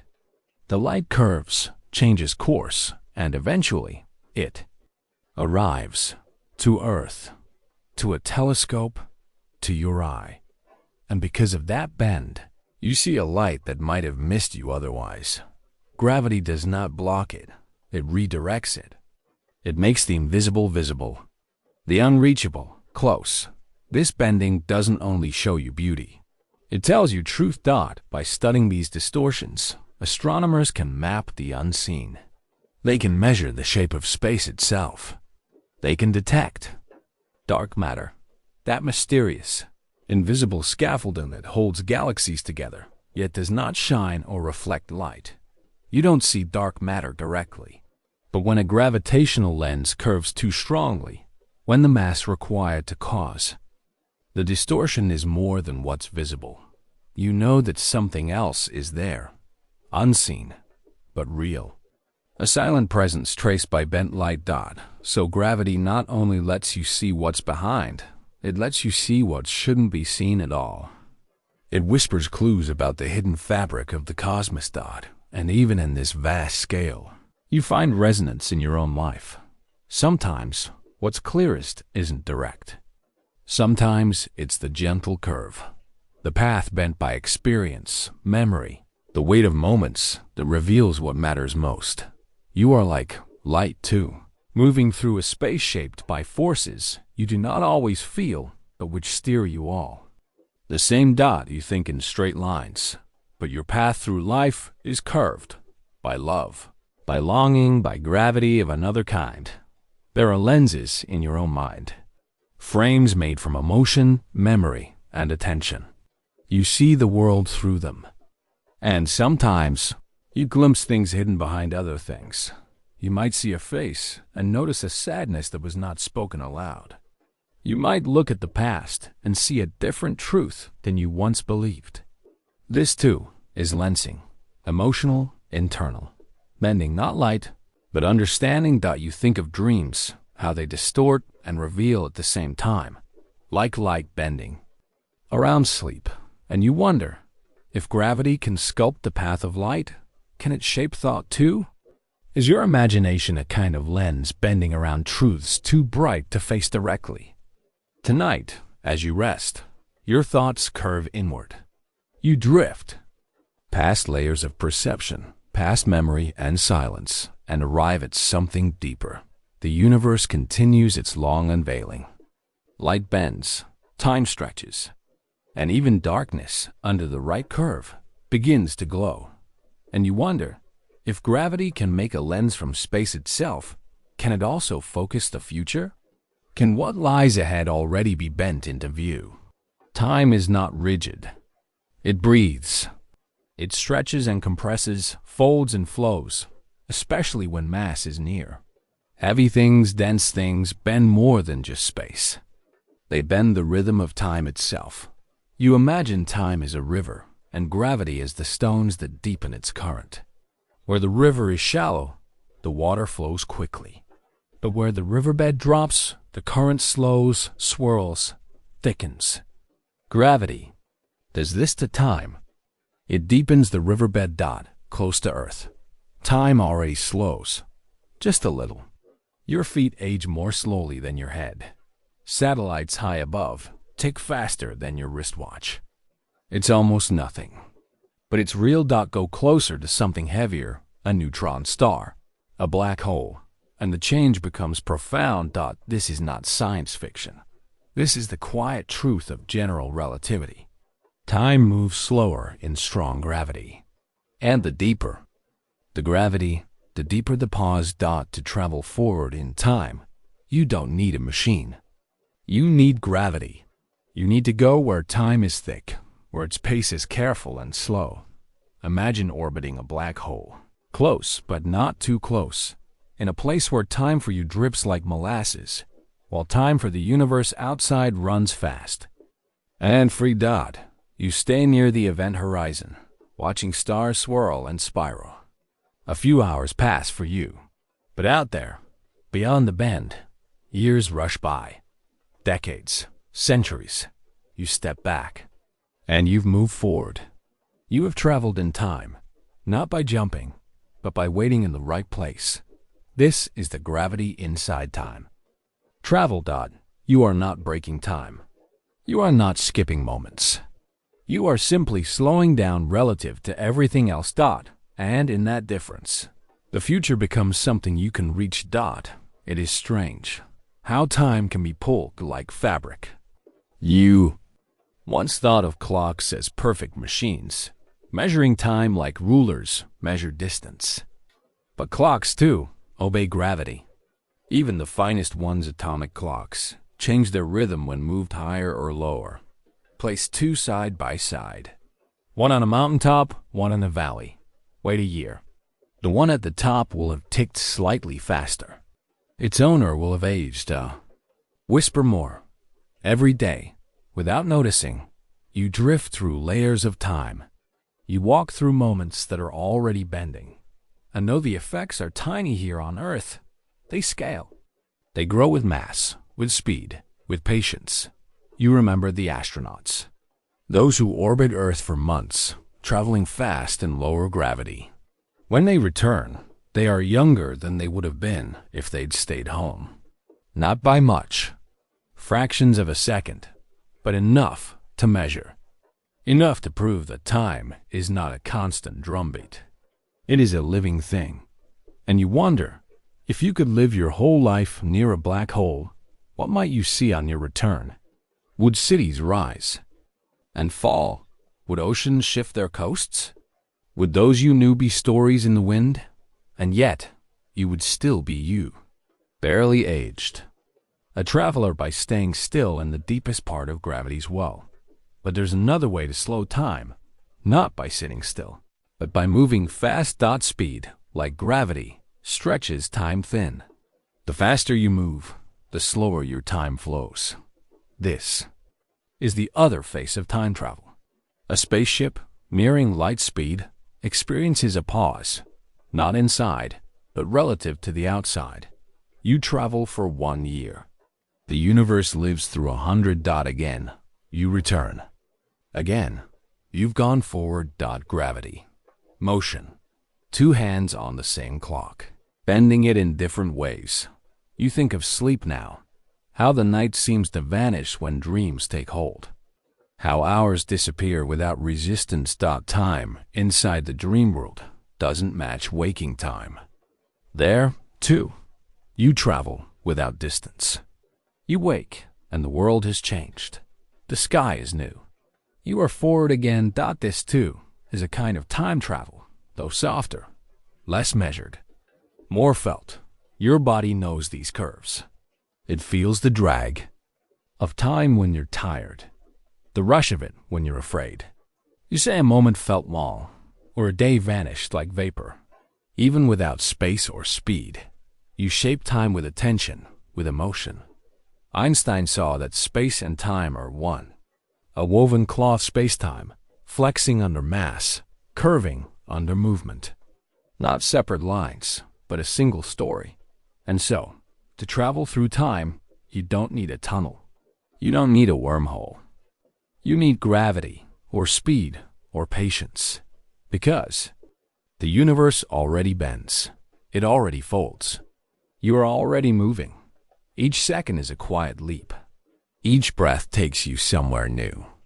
Not just through space, but through the rhythm of becoming. You lie in bed now, still, but never stopped. The earth spins. The galaxy drifts. Your cells age, even as time slows around you. You are always in motion. Even when you sleep, and as your eyelids soften, as the quiet wraps around your thoughts, you ask one final question.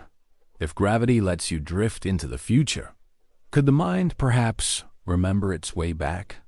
You lie very still, perhaps in your bed. The air around you barely stirs. Your limbs are quiet. Your eyes begin to close. And yet, you are not still. Not truly. Not ever. The earth turns beneath you. It spins at more than 1,600 kilometers per hour at the equator. It carries you, without your effort, across the sky. And the earth doesn't just spin. It also orbits the sun. Fast. Roughly 30 kilometers per second. A blur through space. You do not feel it. You do not hear it. But you are flying. And the sun, too, moves, spiraling through the galaxy, carrying you and Earth and every orbiting world on a vast journey around the center of the Milky Way. That center, too, moves. You are never in the same place twice. But what, then? Does it mean to be still? If you are always moving, is stillness only an illusion? In the quiet rhythm of physics, stillness is not the absence of motion. It is balance. You are still only when your motion matches the motion of what surrounds you.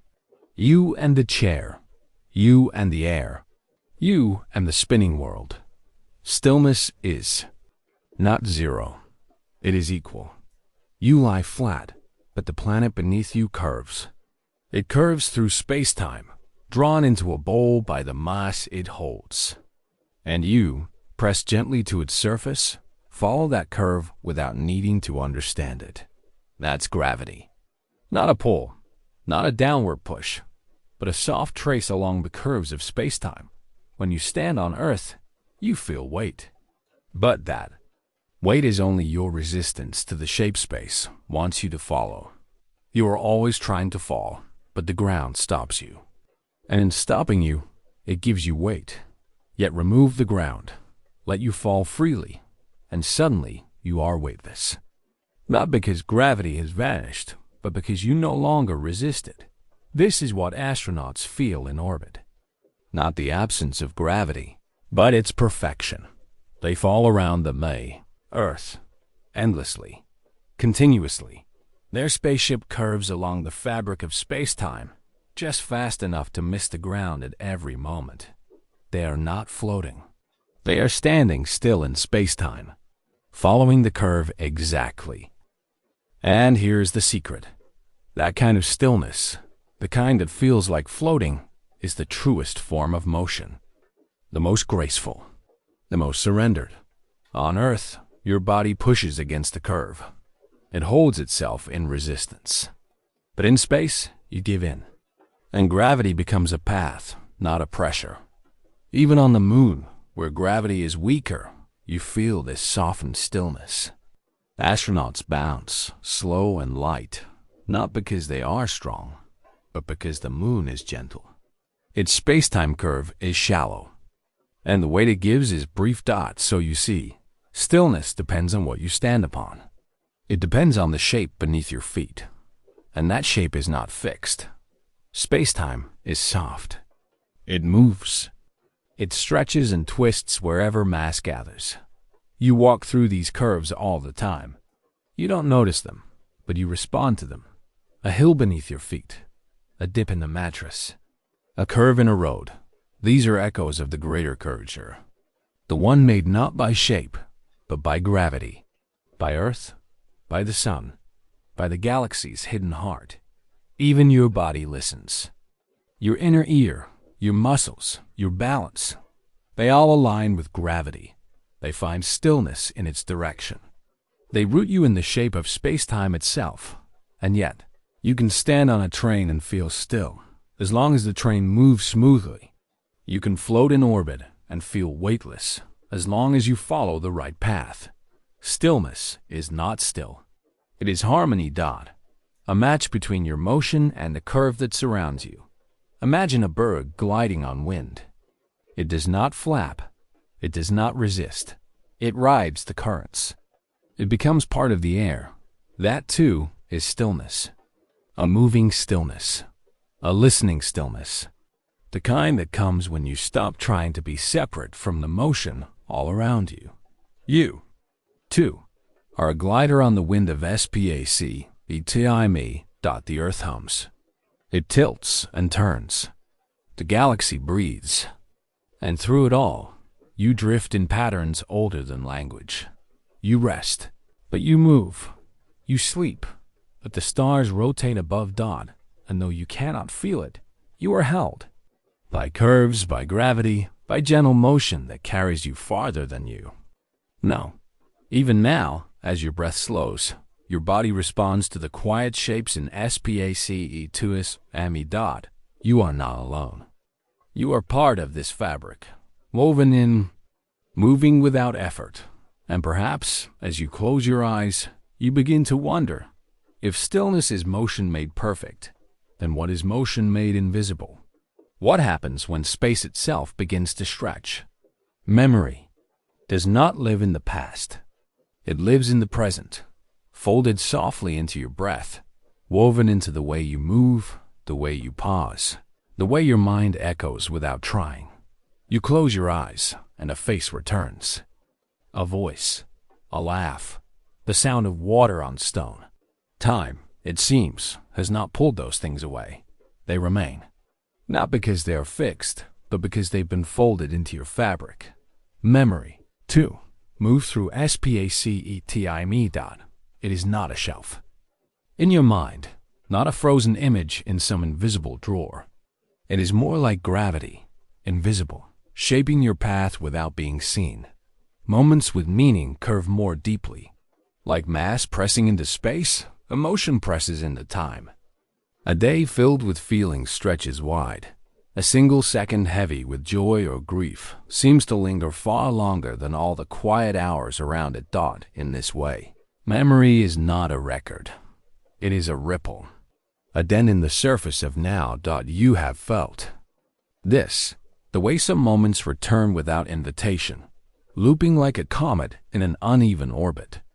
You drift far from them, but still they return. Perhaps those memories have gravity. Perhaps your mind is not only recalling, but falling back into the same curves of thought, just as a planet falls around a star.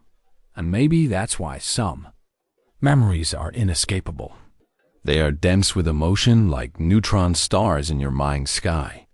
They bend your inner time, make you walk slower through certain rooms, breathe differently when a certain song plays.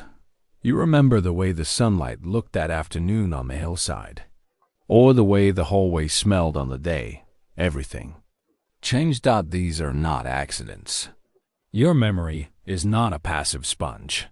It is a living, folding terrain, sculpted by time, shaped by gravity. Not the gravity outside you, but the one that lives within.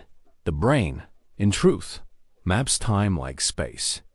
When scientists peer into the mind, they find that memories are stored in networks that track not only what happened, but when and where. Time is mapped like a landscape. Your hippocampus, the curled seahorse of your memory, builds timelines as though they were trails. It records your journeys not in straight lines, but in woven paths, and those paths are not always smooth. Sometimes they dip. Sometimes they curve toward a presence, a person, a place, a feeling. Just like gravity bends space, emotion bends memory. You remember more clearly the day you first felt understood, or the night you were truly afraid. Why? Because the gravity of those moments slowed your internal time. It made the seconds stretch, made your mind record more detail, made the imprint deeper. You lived longer. Somehow in those minutes, there's something else too. Your body holds memory in its posture, its breath, its tension. Your muscles remember falls. Your heart remembers loss. And sometimes, your skin seems to know the warmth of a place long gone. This is gravity as well. A pull not just on cells, but on experience. You are not a machine with a logbook. You are a river with eddies and whirlpools, with places where the water slows and circles, never quite forgetting. And just as time flows differently near a black hole, so too do memories live differently near emotional gravity. You may forget 1,000 neutral days, but never the one when the world tipped. Even the act of remembering bends your now. Each memory you summon is not untouched, it's reformed. Changed by the gravity of who you are today. You do not retrieve memories, you recreate them. You rewalk the paths, and each step leaves a trace. Each remembering reshapes the past, just a little. But don't let this unsettle you. It is not a flaw. It is a rhythm. A dance between what was and what is. The gravity of memory is what allows you to grow, to soften hard edges, to find meaning in what once only ached. You fall into memory like orbit.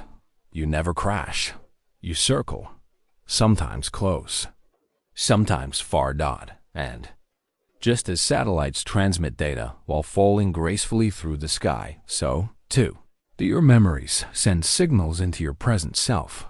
They shape your decisions. They shade your fears. They light your way. Even dreams remember. Your sleeping mind sifts through the day's impressions, pulling old memories into new patterns, letting yesterday's gravity reshape tomorrow's motion. Some physicists wonder, could the arrow of time exist only because memory exists? If nothing remembered the past, would time feel directional at all? Would it still flow forward, or would it simply be? In this way, your memory may be part of the universe's rhythm, part of how it defines direction, part of how it learns to move, a soft and private gravity. Invisible, but shaping everything. And now, as you lie still, as the night hums around, you feel the quiet return of something, a thought, a feeling, a moment that shaped you in ways even now you cannot name. It arrives not with noise, but with gravity, not with force, but with presence. You do not resist. You let it orbit once more and then drift gently on. And you wonder if memory bends the present. Could the future be curved, too, by the echoes it has not yet made? Before there was weight, before light, before the first thread of matter took its place in the loom of space, there was only motion. A silent swelling. You float. Now, warm and safe. But the universe you rest inside did not begin gently. It began with a breathless expansion. So sudden, so immense, the gravity itself could not hold on. This was not an explosion. Explosions break things apart. This was space unfolding itself. Not in anything, just becoming. Like ink spreading across a blank page where the paper hadn't even existed yet. And in those first moments, there were no galaxies, no stars, no atoms, not even light. Only energy, only raw curvature and possibility. Gravity, as you know it now, the soft hand that holds planets in their orbits and pulls your feet gently toward the earth. That gravity was not yet born. For a fraction of a second, everything was so hot, so dense, that the very rules we live by dissolved into fluidity. Time did not tick. It unfolded. There was no before, not in the way you measure it. Time and space were still tangled. still unbraiding themselves from a unity too complete for human thought. And then a cooling, a stretch, a soft slowing of that early fire. From the edge of that silence, gravity emerged. Not suddenly, not like a switch, but like a ripple in a pond, deepening, stabilizing, becoming real. Scientists call this inflation. That instant when the universe grew from something smaller than an atom to something that could cradle stars. It happened faster than light. Not because anything broke the rules, but because space itself made the rules as it went. You now live in the echo of that moment. Every second that passes, every falling apple, every circling moon is a ripple from that first wave. But gravity didn't just emerge. It broke, and in its breaking, it made form possible. Because gravity is a shape maker. Without it, matter would never clump. There would be no stars, no planets, no you. In those early seconds. The universe was like a soup-hot, uniform, bright. Too uniform, too smooth.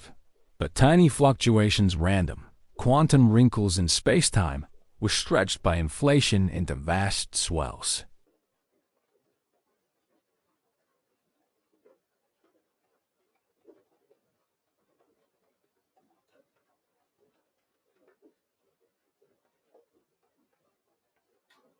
And gravity, like a sculptor with no hands, took those swells and carved them into galaxies. It broke symmetry. It allowed imbalance. And from imbalance came beauty. You, lying there, with your breath soft and slow, are the child of a broken symmetry. Your existence depends on things not being even, not being flat. If gravity had stayed the same everywhere, there would be nothing to hold anything together. No clusters of stars, no spiral arms, no warm planet wrapped in air and silence. And even now, gravity may still be breaking, not violently, not with noise, but with slow, persistent expansion. The universe continues to stretch. Galaxies drift apart. The space between them grows not because they move, but because the fabric beneath them is stretching. You may think of the universe like a balloon. Dots on its surface, galaxies, grow farther apart, not because they travel, but because the surface itself is expanding. And here is the quiet mystery. That expansion is speeding up. Somewhere, somehow, the universe seems to be accelerating, as though a hidden hand is pulling it outward. We call it dark energy, but we do not know what it is. Only that it's there. Only that it acts like a soft anti-gravity, not pushing objects, but stretching the space between. Perhaps gravity is not breaking, but bending, not vanishing, but shifting into something new. One day, far into a future your eyes will never see, the stars will grow lonelier. Galaxies will drift beyond reach. The night sky will dim as the expansion outpaces even light's journey. And still, gravity will hum. Still it will shape, even in silence. And what if, as some physicists whisper, gravity itself is not a force, but an illusion? What if it is a shadow of deeper quantum truths, a byproduct of how information spreads, of how entropy rises? That question, like so many in the universe, rests gently unanswered. And you float through this mystery. Your body, made of stardust, rests on a planet held by gravity, in a galaxy shaped by its warping hand, in a universe still stretching, still echoing with the breath of its first expansion. You are not separate from that wave. You are riding it. Curled in sleep, you move through time like a leaf on a widening pond. And just as gravity allowed the universe to form, so too did it allow the atoms in your brain to think these thoughts, to remember, to wonder. Without that original unraveling, there would be no night, no stars, no silence. There would be no lullabies of science to soothe your drifting thoughts. So let yourself drift now. Let the wave carry you, not forward or back, but outward into the wide, invisible tide that still grows beyond what you can see. You do not need to understand it. You only need to float with it. And perhaps, if gravity once unraveled to let the stars be born, what else might break to let new things begin? You lie still, your body resting against the bed, soft sheets rising and falling with each breath. You feel your weight pressing down, not harshly, just enough to remind you that you are here. But imagine, just for a moment, if that weight slipped away. Not your body, not yourself, just the heaviness that ties you to the ground. You would not disappear. You would float, weightless, but still full of presence, up there. In orbit, astronauts laugh while suspended in midair. They twirl spoons, drift through doorways, sleep in Velcro-wrapped bags like moths in quiet cocoons. They feel light because they are falling endlessly. But their mass, their true substance, remains untouched. You learn gently. The weight is not mass. It's not who you are. Weight is how gravity holds you. Mass is what you bring to that relationship. It's easy to confuse the two. You feel heavy after a long day. You say, I feel weighed down, as if gravity itself has grown stronger. But gravity has not changed. You are simply more aware of its arms. In truth, gravity is not harsh. It does not drag or demand. It invites you, pulls you not by force, but by the soft reshaping of the world beneath your feet. If the earth were gone, and you floated in deep space, you would have no weight. But your mass, the quiet, invisible sum of all your atoms, would remain with you. It would be enough to bend the space around you, even if just a little. You would still curve spacetime. You would still matter. And that is gravity's gentlest secret.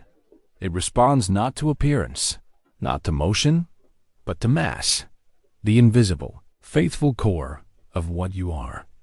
Even the lightest feather in your hand and the heaviest boulder on a hillside fall the same way. Not because they weigh the same, but because gravity honors mass without bias. This is the paradox of being heavy. Your heaviness ties you down, but it's also what lets you belong. Without mass, you would not bend space. Without bending space, you would not be held.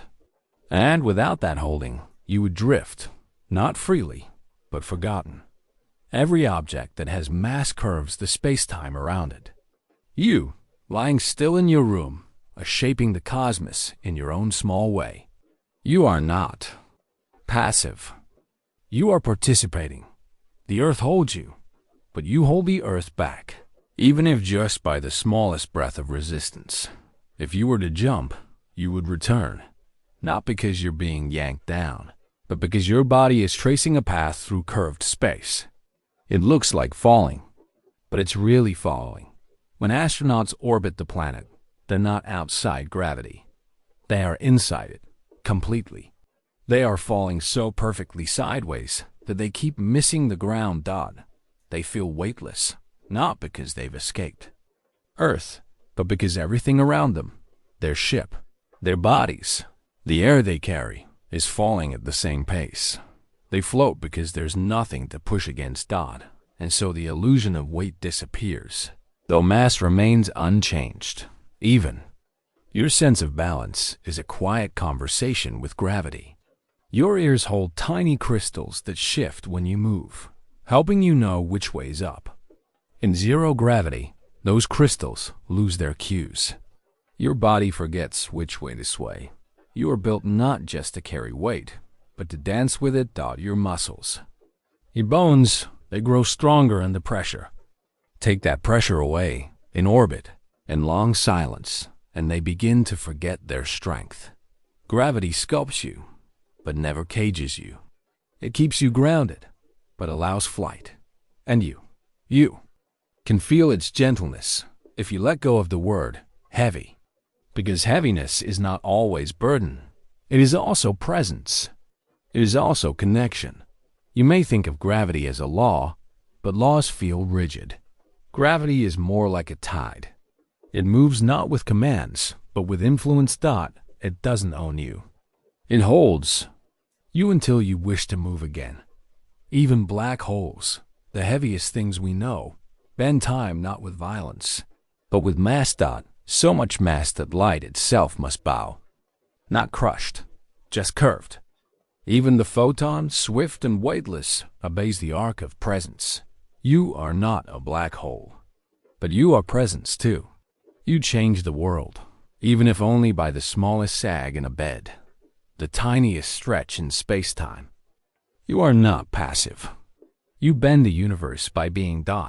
And in that bending, you are known . So rest tonight, not as a burden pressed to the mattress, but as a body being held. Held by Earth, held by gravity, held by the very shape of the cosmos. When you wake, you'll rise again, not lighter, not heavier, but remembered by the space you touched. And somewhere, as you lie quietly, another question begins to rise. If gravity shapes space, what shapes gravity? The room around you grows quiet, not silent, but still. The kind of stillness that listens, that waits. Your body is heavy, but your thoughts drift. They slip gently into the invisible air, curling like smoke, reaching into the dark. And there, beyond the lull of breath and blanket, gravity continues to whisper. It always has. Long before you learned its name, long before Earth formed, gravity shaped what would be. Not with a voice, not with hands, but with curves, with motion, with time. You are held by a force that no one has ever seen. We've mapped its fingerprints, measured its effects, watched planets and galaxies obey its slow, deliberate rhythm. But gravity itself? Still a mystery. You followed it through stars and space, through black holes and rippling waves. You felt its presence in your bones, in the silence between heartbeats. Now, at the edge of what we know, you arrive at its final secret. We don't fully understand it. Not yet. It is both the oldest and the most elusive of nature's guides. It keeps galaxies spinning like soft whirlpools. It binds you gently to the planet, pressing your feet to the floor, keeping oceans wrapped around Earth's curved skin. And yet, for all its influence, gravity refuses to be caught. Unlike other forces, electricity, magnetism, light, gravity does not come with particles we can hold or beams we can block. There is no graviton we found. No quantum whispered a name. It is everywhere. It bends space, slows time, but slips quietly through the fabric of understanding. Einstein gave us a glimpse. Not a force, but a shape. Mass tells space how to curve. Space tells mass how to move. And yet, this elegant idea, this cosmic choreography, doesn't quite fit with the rules of the very small dot in the world of particles, where uncertainty reigns and energy flickers in and out of existence. Gravity becomes uncertain too. The smooth curves of general relativity and the sharp jolts of quantum mechanics refuse to shake hands, like two maps of the same world drawn in different languages. Some say gravity might emerge from something deeper, a pattern, a probability, a hidden code, a hologram of information folded across the surface of spacetime. Others imagine tiny vibrating strings beneath every particle, with gravity as one tone in a universal symphony. Still others believe gravity and time itself are born together, woven from the same threads of meaning. But these are only sketches. Soft pencil lines drawn in the dark. The truth, whatever it is, waits in silence. And yet, this uncertainty is not frightening. Not here. Not tonight. Because even in mystery, gravity is familiar. It is the gentle pull of home. The curve your dreams follow as they fall softly inward, like petals on water. You are not lost in the unknown.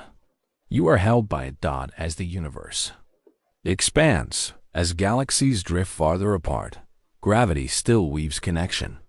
Its touch grows faint across the great distances, but never vanishes. Even as the cosmos thins and cools, as stars burn out and light fades, gravity remains. A patient sculptor carving time into form. Some believe the universe will keep expanding forever. Others suspect gravity may slow it down, draw it back in. A long inhale after eons of exhale. A return, a collapse. A beginning within an ending, and, maybe, at the very end of time, gravity will speak its last secret. A secret we've carried all along, that you, your mass, your memory, your motion, were never separate from space. You were not merely living in it. You were part of the fabric, a ripple, a fold, a curve. Even now, as you lie still, your presence gently reshapes the universe. Your breath, your thoughts, they mark time in the stars' quiet pulse. You do not need to understand every equation to feel this truth. You belong to the same story that guides comets and galaxies. The gravity that holds planets in orbit is the same that holds your body to your bed. The same that tugs on memory, on emotion, on dreams. You feel heavy, but that heaviness is a kind of grace.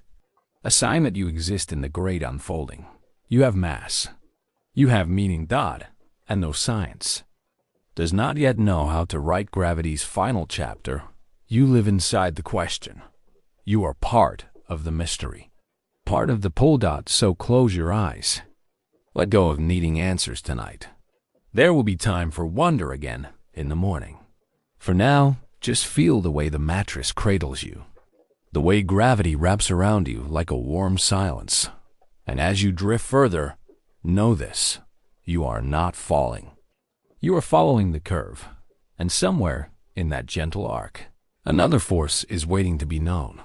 One that binds not space and time, but light and meaning. One that listens even more quietly than gravity.